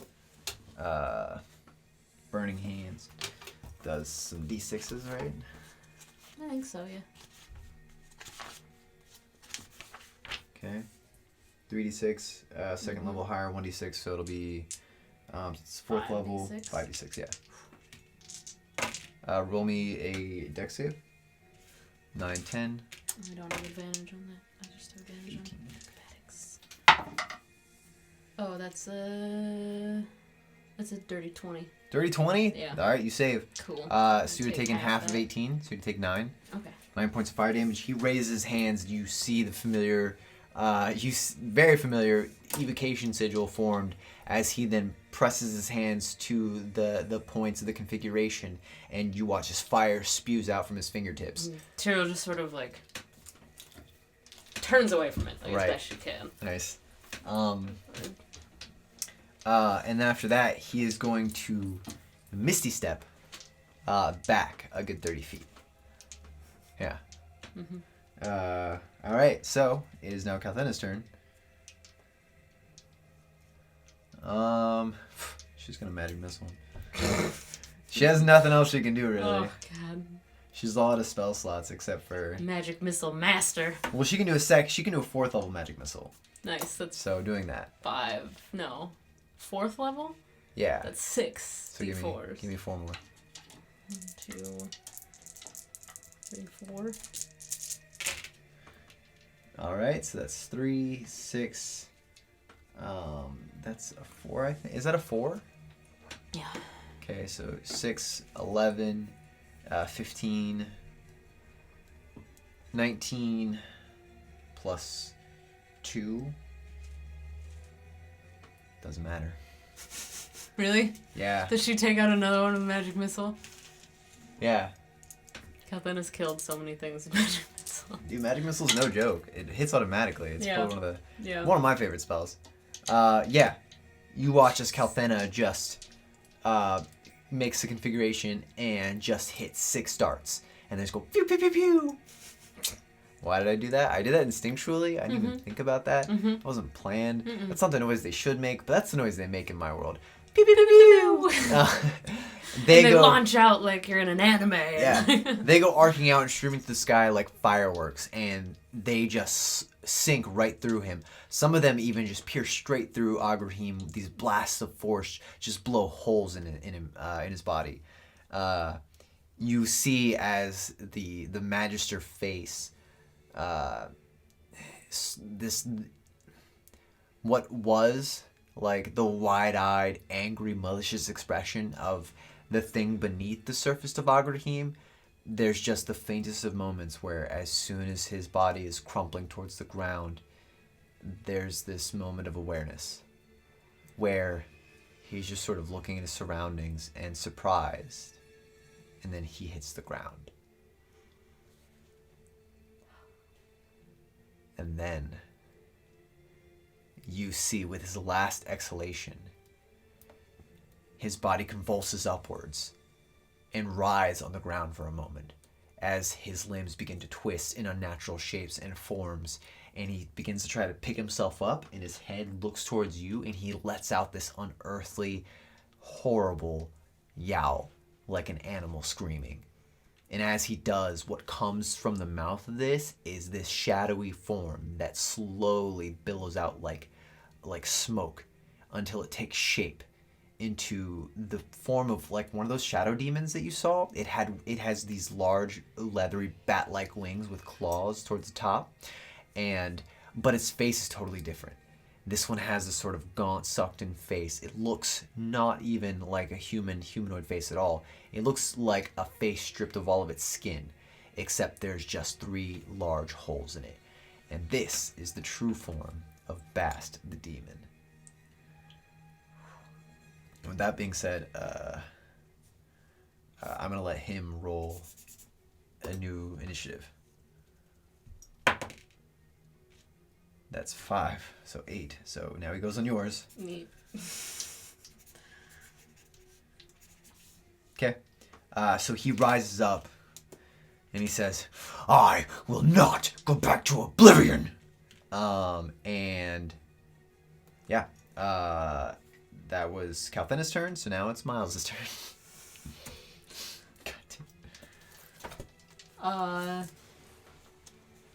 He Misty steps, so he's 30 feet away. Yes. Yeah. Ding, ding, ding, ding, ding. Yeah. Miles is just a spidery little tank.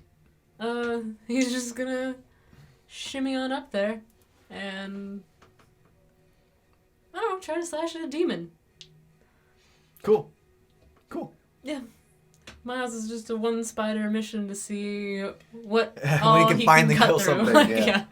All right, go for it. Cool. I'll just roll both of them as attacks.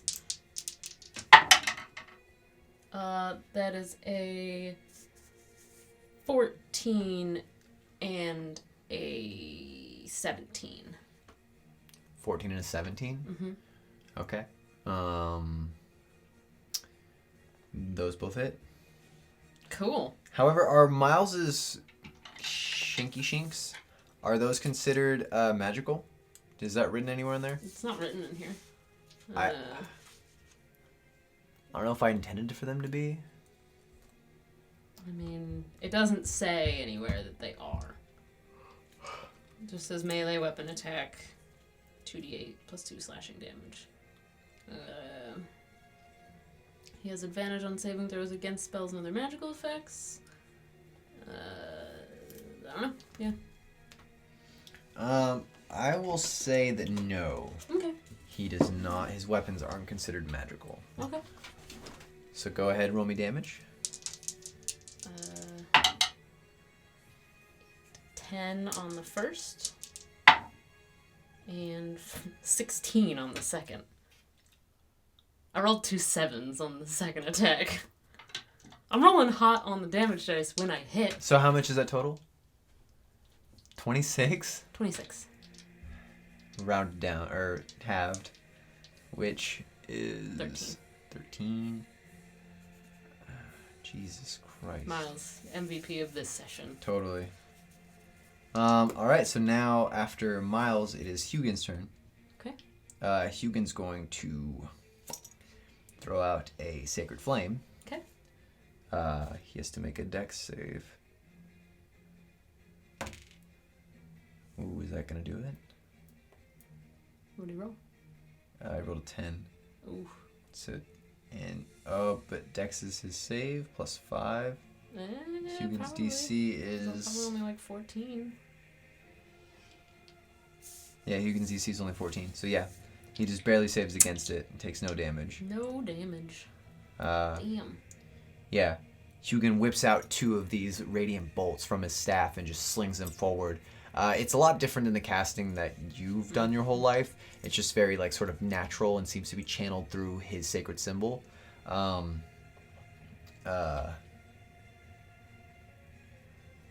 Yeah, so that none of those connect. Hugin curses, but he moves up closer towards you, sort of leaving you guys have like left Calthena behind, but she's content to just stay where she's at.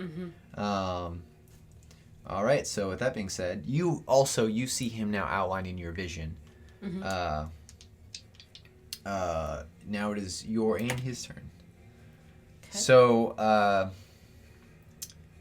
just like since you're both opposed and you're on the same turn, I will say let's do dex checks to essentially see who goes first, if that's okay with you. Yeah, that's fine. That's a natural 20. He rolled a 6. So. All right, so you get to go first. Okay. He's about 30 feet away from you right now. 30 feet away from me.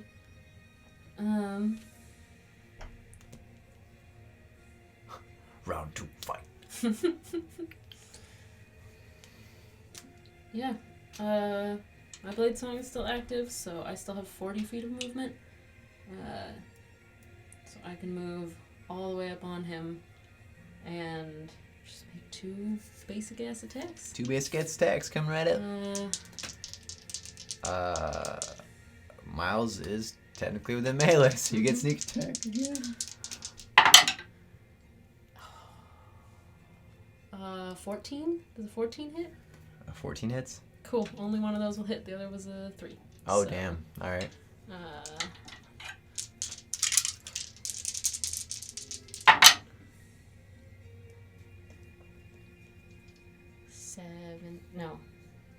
17 points of damage. Jesus. Yeah. And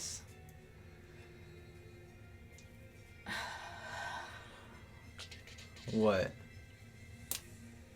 I was just thinking what bonus action things I want to try to do. Yeah, I will just... Yeah, I'm gonna disengage. I would only have 10 feet of movement left, because he was 30 feet away. Yeah, no, I'll do it. I'll disengage and make him come to me if he wants to. Go back to 10 feet? Okay. Yeah. I gotcha. All right. I don't know why I'm like mixing all these up. He is going to dash well, first he's going to disengage, take the actual disengage action to get away from you, but he's going to bolt and actually fly 30 feet towards his right, so into the shadow. Okay. And from there he's going to make a stealth check. So your eyes will follow him, so you'll get a perception check to see if you can see him, even though he's going into the shadow because your vision tracks him. And I'll let you do so with advantage. Yeah. I would normally have advantage on investigation checks in dim light or darkness. This would be a perception, though. I'll still give you advantage, though. 17. Oh, you just barely beat his check of 16. Oh, shit. Yeah. I rolled a 9 was Yeah. my highest one. Yeah, So. yeah. God, He rolled an I'm 11. Trash on checks. Yeah, so you actually see his position where he's at in the darkness. Your tracking vision of your Twilight eyes still keeps his position in your view. So you're good you can actually see him now. Gotcha. But yeah, he's just currently lingering in the shadows. It's looking like he's going to try to use that to get the drop on you guys. Because Hugin and Calthena certainly can't see him at this point. It's now Hugin's turn. I also would have to wait till my turn to point him out to them. You could try, but he literally is like a creature of He's like totally black smoke. invisible to Calthena and Hugin. Yeah. But, I'd say, essentially like 3 o'clock, like right there. Like, he's that way. You could try. They would still have disadvantage. Okay. Like, it's not going to help that. Yeah. But Hugin, now seeing him, he's going to wrestle with a little bit of indecision. So you are going to call out, though, his relative position? Yes. Okay, then Hugin is going to try to fairy fire that relative position. Okay. So... Just gotta make a dex check. Dex check. Which he's good in. That's a 14, so he does beat it. Oh. He rolled a 9. Damn. Yep. So Hugin, you watch as the whole area just briefly flashes in this bright glow of light as it's almost like a splash, all these motes of light just get kicked up, and they're all like what you're used to seeing in the Emerald Realm, these just strange colorful motes of light that are just drifting down ever so subtly after being splashed up, almost like Hugin magically dropped like a ball in an invisible ocean of just color. That's a great analogy. But even with that, he just barely missed Bast's position. So he didn't actually envelop him in that light. However, you can still see him. You can still track him. After that is Pseudo Dragon. I'm sure you're not going to have him go. Okay. Dex check. Every time? Every time. Oh. Every round. Okay. That'll make things interesting. What'd you get? Another natural 20. Are you kidding me? Nope, you can look at it. Damn it, he got a 15 too. Which would have been a 18. All right. That's a 27, so... Yeah. You are on your toes, and I guess you are it's not a dex immediately... save, it's 23. You are immediately you can make a beeline straight for him if you Okay, want. yeah, I'm gonna do that. Jesus Christ. I'm gonna go right to him.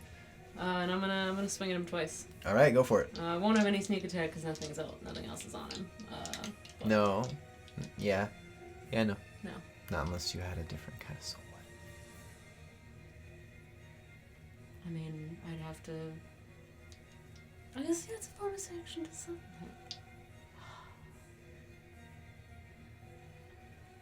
I just think it'd be cool, It so I'm would be pretty encouraging cool. it. But It would be pretty cool. Yeah, that's a great idea. And just, flavor-wise, like, Tiriel's comfortable in the dark. Like, she spent a lot of time, like, just, in the darkness and in somewhere that's never quite well lit. So she sheathes her sword, starts moving into the shadows, like, just books it. And then, like, just sort of one hand out as she runs, like, into the shadow, just pulls the blade from, like, the shadowy fog nice, itself. yeah. Cast Shadow Blade with my last second level. You have advantage on both these attacks. And yeah. Swing him. That's an 18. Nice. And and a 17. Dang it, I was hoping for that 20. I rolled a Okay. 17 and a 16 on Nice. that one. So, Nice. yeah, both of those for sure hit. The first one is the sneaky tech. Sneaky tech. Okay. Nice. 16. 20 points of damage on the first hit. Jeez. Or, shit, I didn't even... That's not the damage that Shadowblade does. Yeah, Shadowblade's 2d8. 2d8. So you can roll additional d8. 22 points of damage. Respectable. Respectable. Yeah, that's not even right either. It's more than that, because I had my spell attack, not my... Hang on. You add your spell attack to the damage? Shadowblade. No, 2d8. Yeah. Yeah, I don't add my damage. No. Sorry. Yeah. And then... Second attack... is... 6 points of damage. 6? Yeah. Yeah. So you like dip your head, crouch, and then just full on sprint towards him. And as you do, you sheath your wooden elven sword. And then as you do, you keep running. And then you pull and you formulate this blade from the shadows. And as you do, you come up at him, and he like holds up his hands in a defensive position, not really seeing the blade at all because it's invisible in this sort of darkness.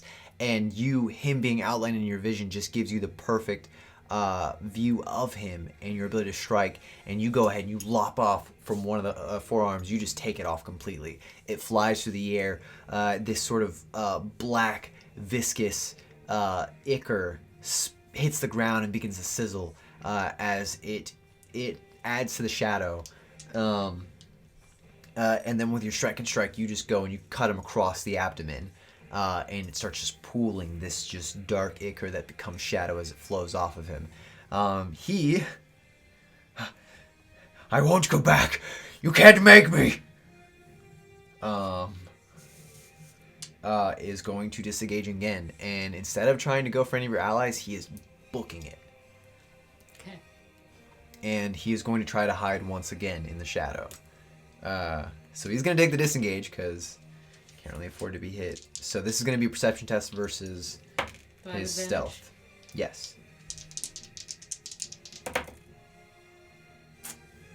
21. Damn it. So close. So close. You can still see him in your vision. You see that he is just like flown another 30 feet away from you. He is staying low to the ground to actually keep inside the veil of shadow. Mm-hmm. And you hear him as he's rowing. He says, "The more you chase me, the more the magic will weaken. And soon that creature will be unbound." So yeah. Okay. So yeah, he's saying that he's dashing off. Cool. I have to pee again. I need to dash out and pee. I'm so sorry. I shouldn't be drinking this yerba. I know. I'm gonna just walk in front of the camera really quick. I'm so sorry. Think about my choices.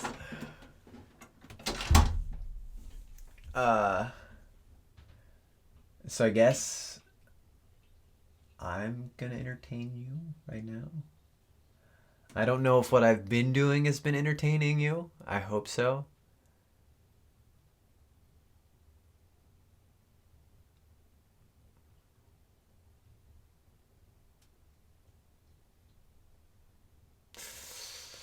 How about the weather? Pretty rainy over. I'm back. She's back. Yay. I hope you said all sorts of unpleasant things about me while I was gone. No, not at all. Aww. So, he's running away. He's running away! He's trying to buy time. Trying to buy time. Okay.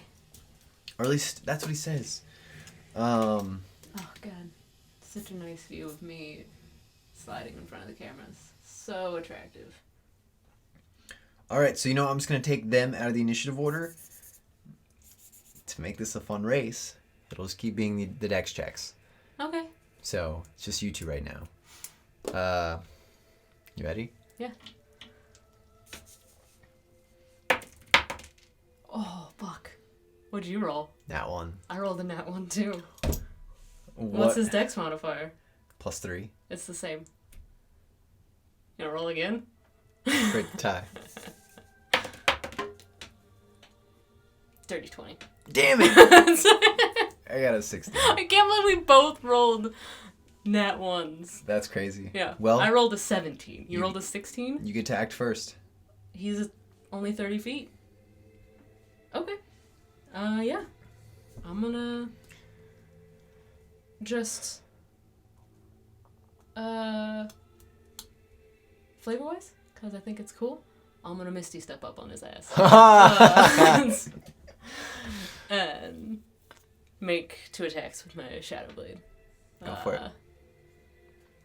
I don't know if it's possible. I would like to just Misty Step 2 right in front of him. Sure. Like, Yeah, as he turns to run away after yelling at you and telling you that the more time you spend chasing him, the weaker the magic's gonna get. I just like through the shadow.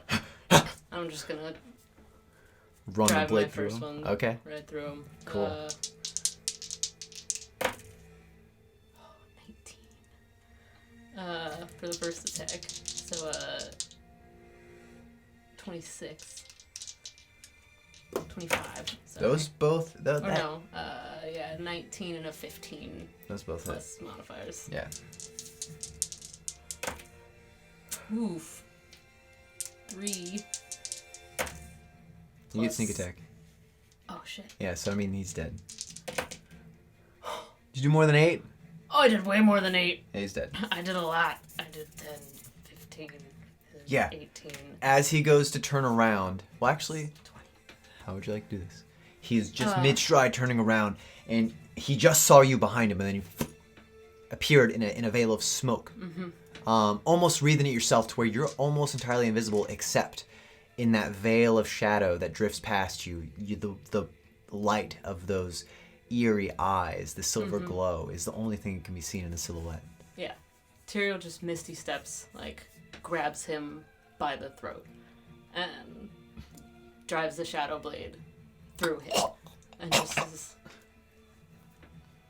get ready to go back, and then rips it up like through his shoulder and Okay. just like lets him dissipate out of her hands, and then doesn't wait like to watch him die. She is dashing back. Oh, okay. Wow, hardcore. All right. So yes. You split him from sternum up to the shoulder, and you see the billowy smoke of his essence drain from his form, the essence that was keeping him together. However, you waste no time, and you tear him, throw him aside to then dash back to your allies where they're at in the middle of this circle. You see that Hugin is already sort of acting and trying to see if he can actually do anything for the druids, but they're dead at this point. He's sort of like gently laying them down and putting their staffs into positions, but the magic is still active. Almost as if they are clinging on to life in this sort of position of the spell is keeping them sort of bound here. Because you notice that Hugin sort of circles around to one and begins to try to speak with the dead, but then he lifts his head and he looks at you and he's confused and he says, I can't speak to them right now. I don't think they're quite dead yet. But my healing magic won't work. They are gone. But what's left of them, there just sort of nods at the like white light holding the thing. They're still there. And she's just going to drop the Shadow Blade, like drop her pack. Like she's just taking off everything she doesn't need, like right there. And just pulls out her like bundle of like ritual stuff and is gonna approach the circle of druids. Go ahead and give me an Arcana check. Okay.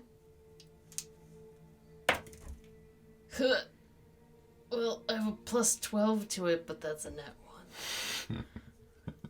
Really? Really? Damn, dude. How do you have a plus 12 in I have Arcana? expertise in Arcana. Whoa. Yeah. Oh, you chose that from your rogue side. Mm-hmm. Nice. Yeah. Smart move. Yeah. You, I mean, because you're an expert in it, you see the sort of white bindings that hold this thing back, and you can sense the subtle decay of the magic, and you can sense that it's sort of fading rapidly. This spell, however, has been maintained for nearly 600 years. Mm-hmm. So the rate at which you decay and how much time you have, you're not sure.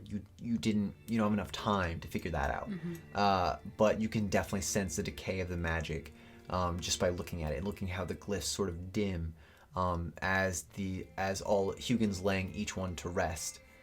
He looks at you though and he says, oh, "What are you doing? What are we going to do?"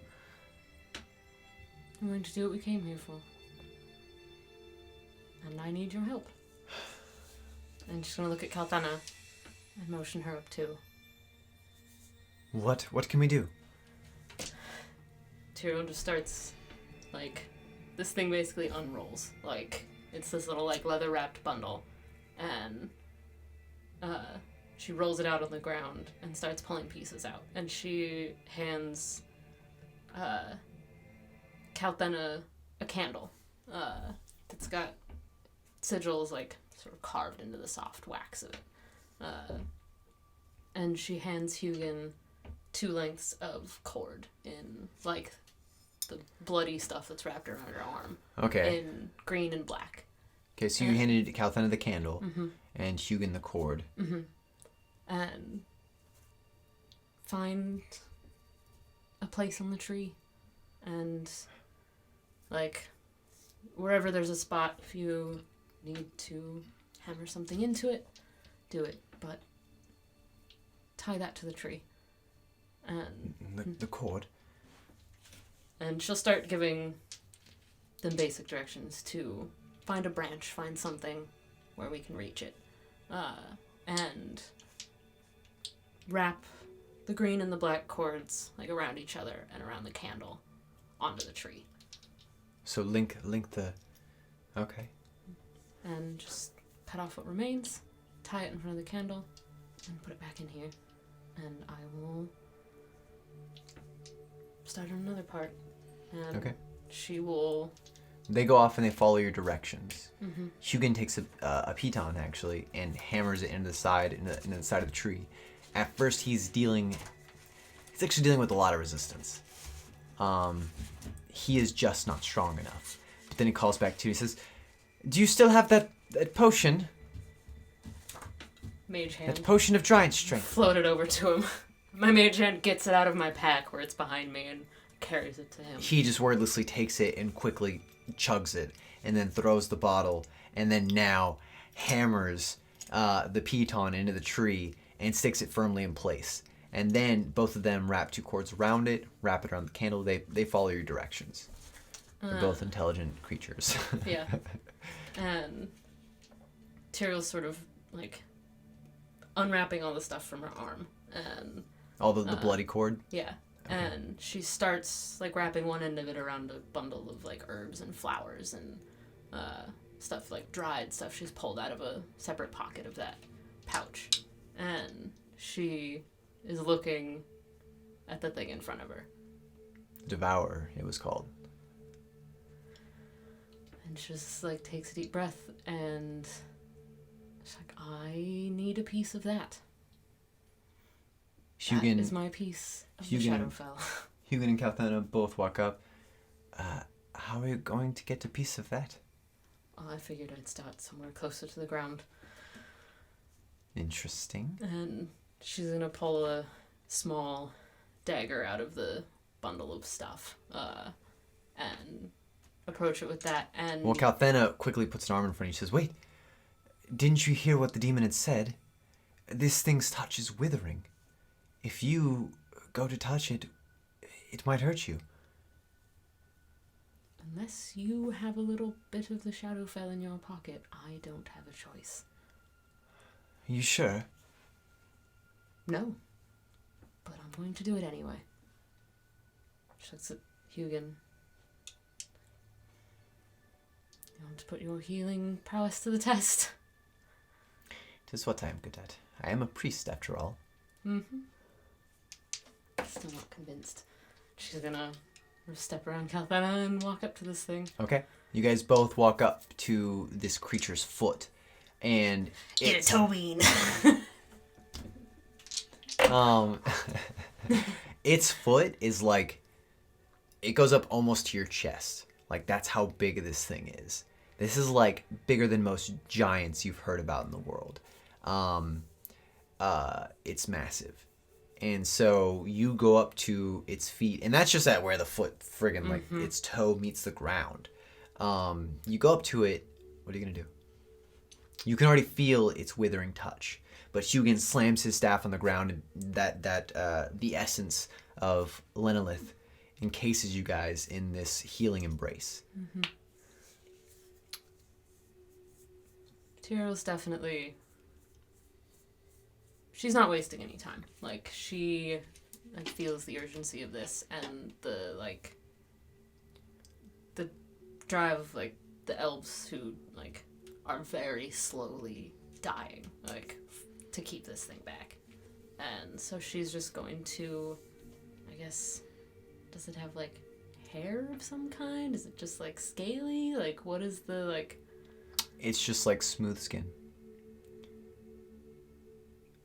Well, strange smooth skin that's sort of pulled taut over all the bones and ligaments and muscles. Like sickeningly so, how tight this skin is pulled. But underneath you see this sort of undulating, coursing shadow. Almost like you're looking at a deep and dark pool of black. And that's sort of what ripples underneath this thing's skin.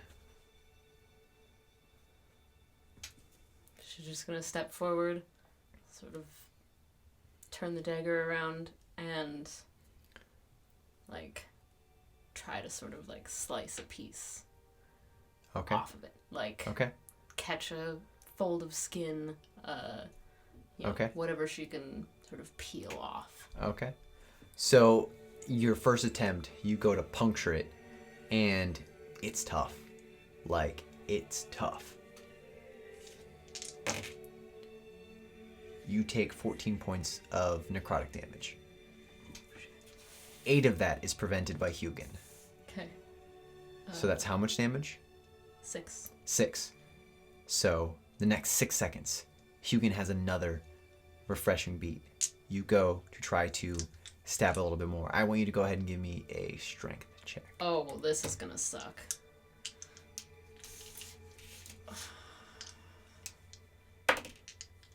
It's a 6. 6? I have a I'm not gonna have good strength.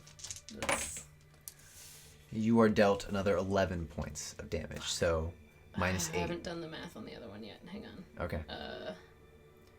So the first one was 14. I took 6 of that? 6 points of damage. Okay. This one you're taking 3. Okay. You are already feeling sapped of your strength immediately. It's like you're literally trying to move through thick, like a thick blanket of mud. Like the very air, your muscles are growing tired immediately, sapped of all their strength.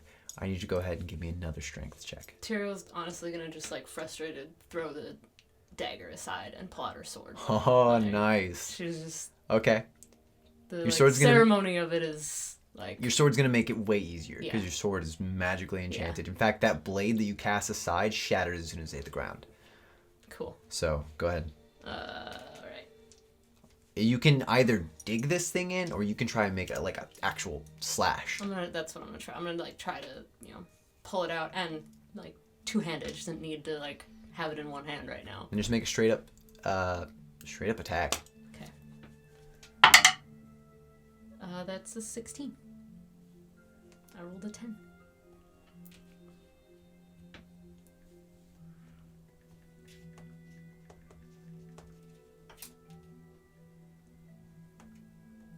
Is it gonna do anything? We'll see.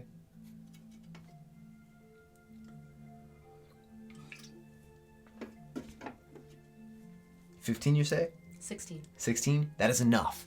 You manage to take a deep swath and slice into this thing. Blood begins to pour out. You're going to need to collect that blood. while taking damage. Okay. Okay, this is another 7 points. Hugin is staving off this round of necrotic waves. You're going to need to collect this. Mm-hmm. So, another 6 seconds. Yeah, I'm sure I have vials. I do have vials, actually. Okay. You pull out these vials. Mm-hmm. Your hands are shaking. Mm-hmm. This music is too not. It's too what I peaceful. like. Yeah. Your hands are shaking with just the crushing waves, but Hugin is focusing as intently as he can on keeping this necrotic energy at bay. So you don't take any damage this time. You're pulling out this vial. Your hand is shaking. You're going to actually put the blood in there. Constitution check. Neat. Natural 20. Natural fucking 20. And that was only 8 points of damage. So Hugin is just keeping this thing at bay. You manage to steel yourself for just a moment. You imagine the death of your druid ancestors that have given their lives to keep this spell here. You, for just a moment, can stomach this pain and stomach this withering drain on your body to get some of this thing's blood. And as it pours down, you stick your vial underneath the gushing fountain of blood because it's a lot of blood. It's like coating your hand, and as it spills across your forearm, you can feel almost like the pain is nerve pain. It's searing, it's screaming at you, it's making you grit your teeth in anguish. And you're filling up this thing. It takes a moment. 5, 8, 10. So you take 2 points of necrotic damage this time. Okay. As Hugin is just his own regeneration waves are pulsing through his staff, but you can see sweat beginning to bead down his face. You see that his breaths are going labored, but you two make eye contact as your hand's in this because you can't even stand to look at your own arm anymore. Mm-hmm. You feel like it's coming off. And you guys make eye contact, and for a moment, you feel just a glimmer of relief. And as you do that, you pull your hand away, unable to take it anymore, and you see this vial covered in the black ichor of this demon's blood. You see that it's the vial's filled up. It's as much as you need. Tiriel just sort of stumbles like the 2 steps back and like, with a hand on Hugin, like, moves back towards the tree. Okay, got it. So you move to the spot where your ritual is going to take place. Would you like to do it now? I would love to. How does your ritual look? She takes the last of that cord, the like blood-soaked cord, and takes this vial and wraps it like this whole bundle like to this candle. Like the vial and the herbs like just sort of below it. So as the like wax melts, it'll melt down like through this whole thing until the like sort of blood-soaked cord is going to be in the flame as well. Like, so she wraps it until that's there. So it's going to burn down this cord and into this bundle of like herbs and now this vial. So while the candle's burning from the top, it's going to burn from the bottom. Like as the cord sort of acts as a wick. Like in my mind, magic. It's going to happen. And Tiriel like sets all this up and takes a step back and takes like one deep breath and like sort of takes off the last of like any stuff, like drops her belt, like her coat, anything that like, Pseudo Dragon pops his head out of your pack to see what's going on. Yeah. And so, you know, she's like takes off the sword belt and everything. So she's just standing there with her sword, and she's going to light the candle with prestidigitation, and like start her ritual, like which she interacts with through the like blade song movements. Got it. And her twilight eyes are still active. So that's 10 minutes. So that's still going to. And while it's not necessary, it's just, you know, Flavor. And sort of feels right to her, because sort of as she moves and like spins through these movements, she can see everyone around her. She can see Calthena and Hugin lit up. She can see the pseudo-dragon on the pack. She can see this thing. Yeah, I mean, at some point, the pseudo-dragon very pointedly abandons your pack to go and sort of flap over the whole scene and watch as all this unfurls.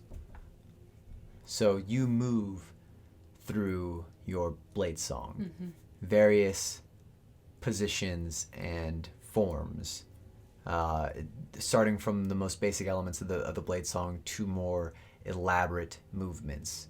Your feet shuffling in this sort of dance-like movement, your arms gracefully flicking the blade here and there, and you're sort of tracing magic through the air. And Tiriel sort of sinks into that meditative state, because this is meditative for her too, and she is, for all intents and purposes, like reaching out to Lenolith as well. Okay. Got it. As you're reaching out, you close your eyes. You're moving through your movements, but now the sort of rhythm is sort of lulling you into this deep meditative state. You've sort of tipped off from conscious thought, sort of now floating in the abyss of your mind, much like as if you were falling asleep. And as you're falling asleep, all these strange images come to you. These are just the things that your consciousness interacts with. These are the people you've met. This is Calthena. This is Vale. You see strange images of Hugin drinking people under the table. You see even Sanguine and sort of her wicked tooth smile as she's smiling you from somewhere in the tavern. You see the clerk Simon sort of keeping his hands in this folded position. You then are drifting more, and you see the Merwood. You see yourself rising above the trees, and slowly as you're rising up, you're now rising back to a place that you're very familiar with. And you're on your back, and you're in a glade somewhere in the Emerald Realm, in the relaxing sunlight of who knows, maybe you're somewhere within the Court of the Dawn, or you're in the Summer Court. You're not sure. Somewhere bright. And as you're sort of languidly resting, the sky is then cast over in darkness. It's the night sky now, and it's lit up, twinkling with starlight. And from there, you see that same woman you once saw before, except her face is the entire sky now. And it's connected together in some strange way with these lines formed from the stars that make this sort of the twinkling, wrinkled visage of this very old, ancient woman who looks to you and asks, "Do you believe in fate now?" She doesn't wait for your response either, because now your mind is quickly, staggeringly brought back to awareness with a portal that you see opening from the tree, and you see outstretching from inside the portal.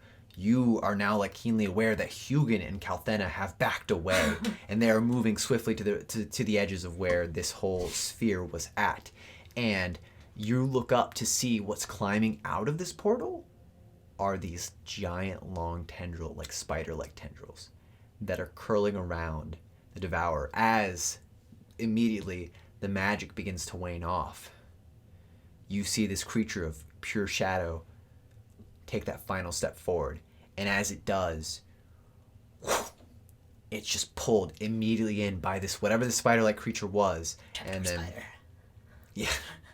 And then the bark from the tree closes up once more and seals, and you see this golden light that sparks along that seal and turns it back into the bark of the tree at the heart of Paladin. And that, with Tiriel like collapsing to her knees and honestly probably crying. Okay. Like, you fall in a heap, tears streaming down your face. You feel the gentle hands of your companions on your back. Calthena rests her head against your back and she breathes heavily. Hugin just sort of sits there with a hand on your shoulder. The pseudo-dragon sort of lands lightly right in front of you, sort of trying to look up into your face as you're just sitting there, bawling your eyes out, releasing all the tension from this entire journey.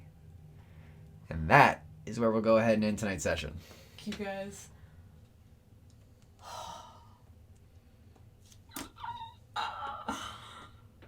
How am I supposed to go on with Life? the day tomorrow?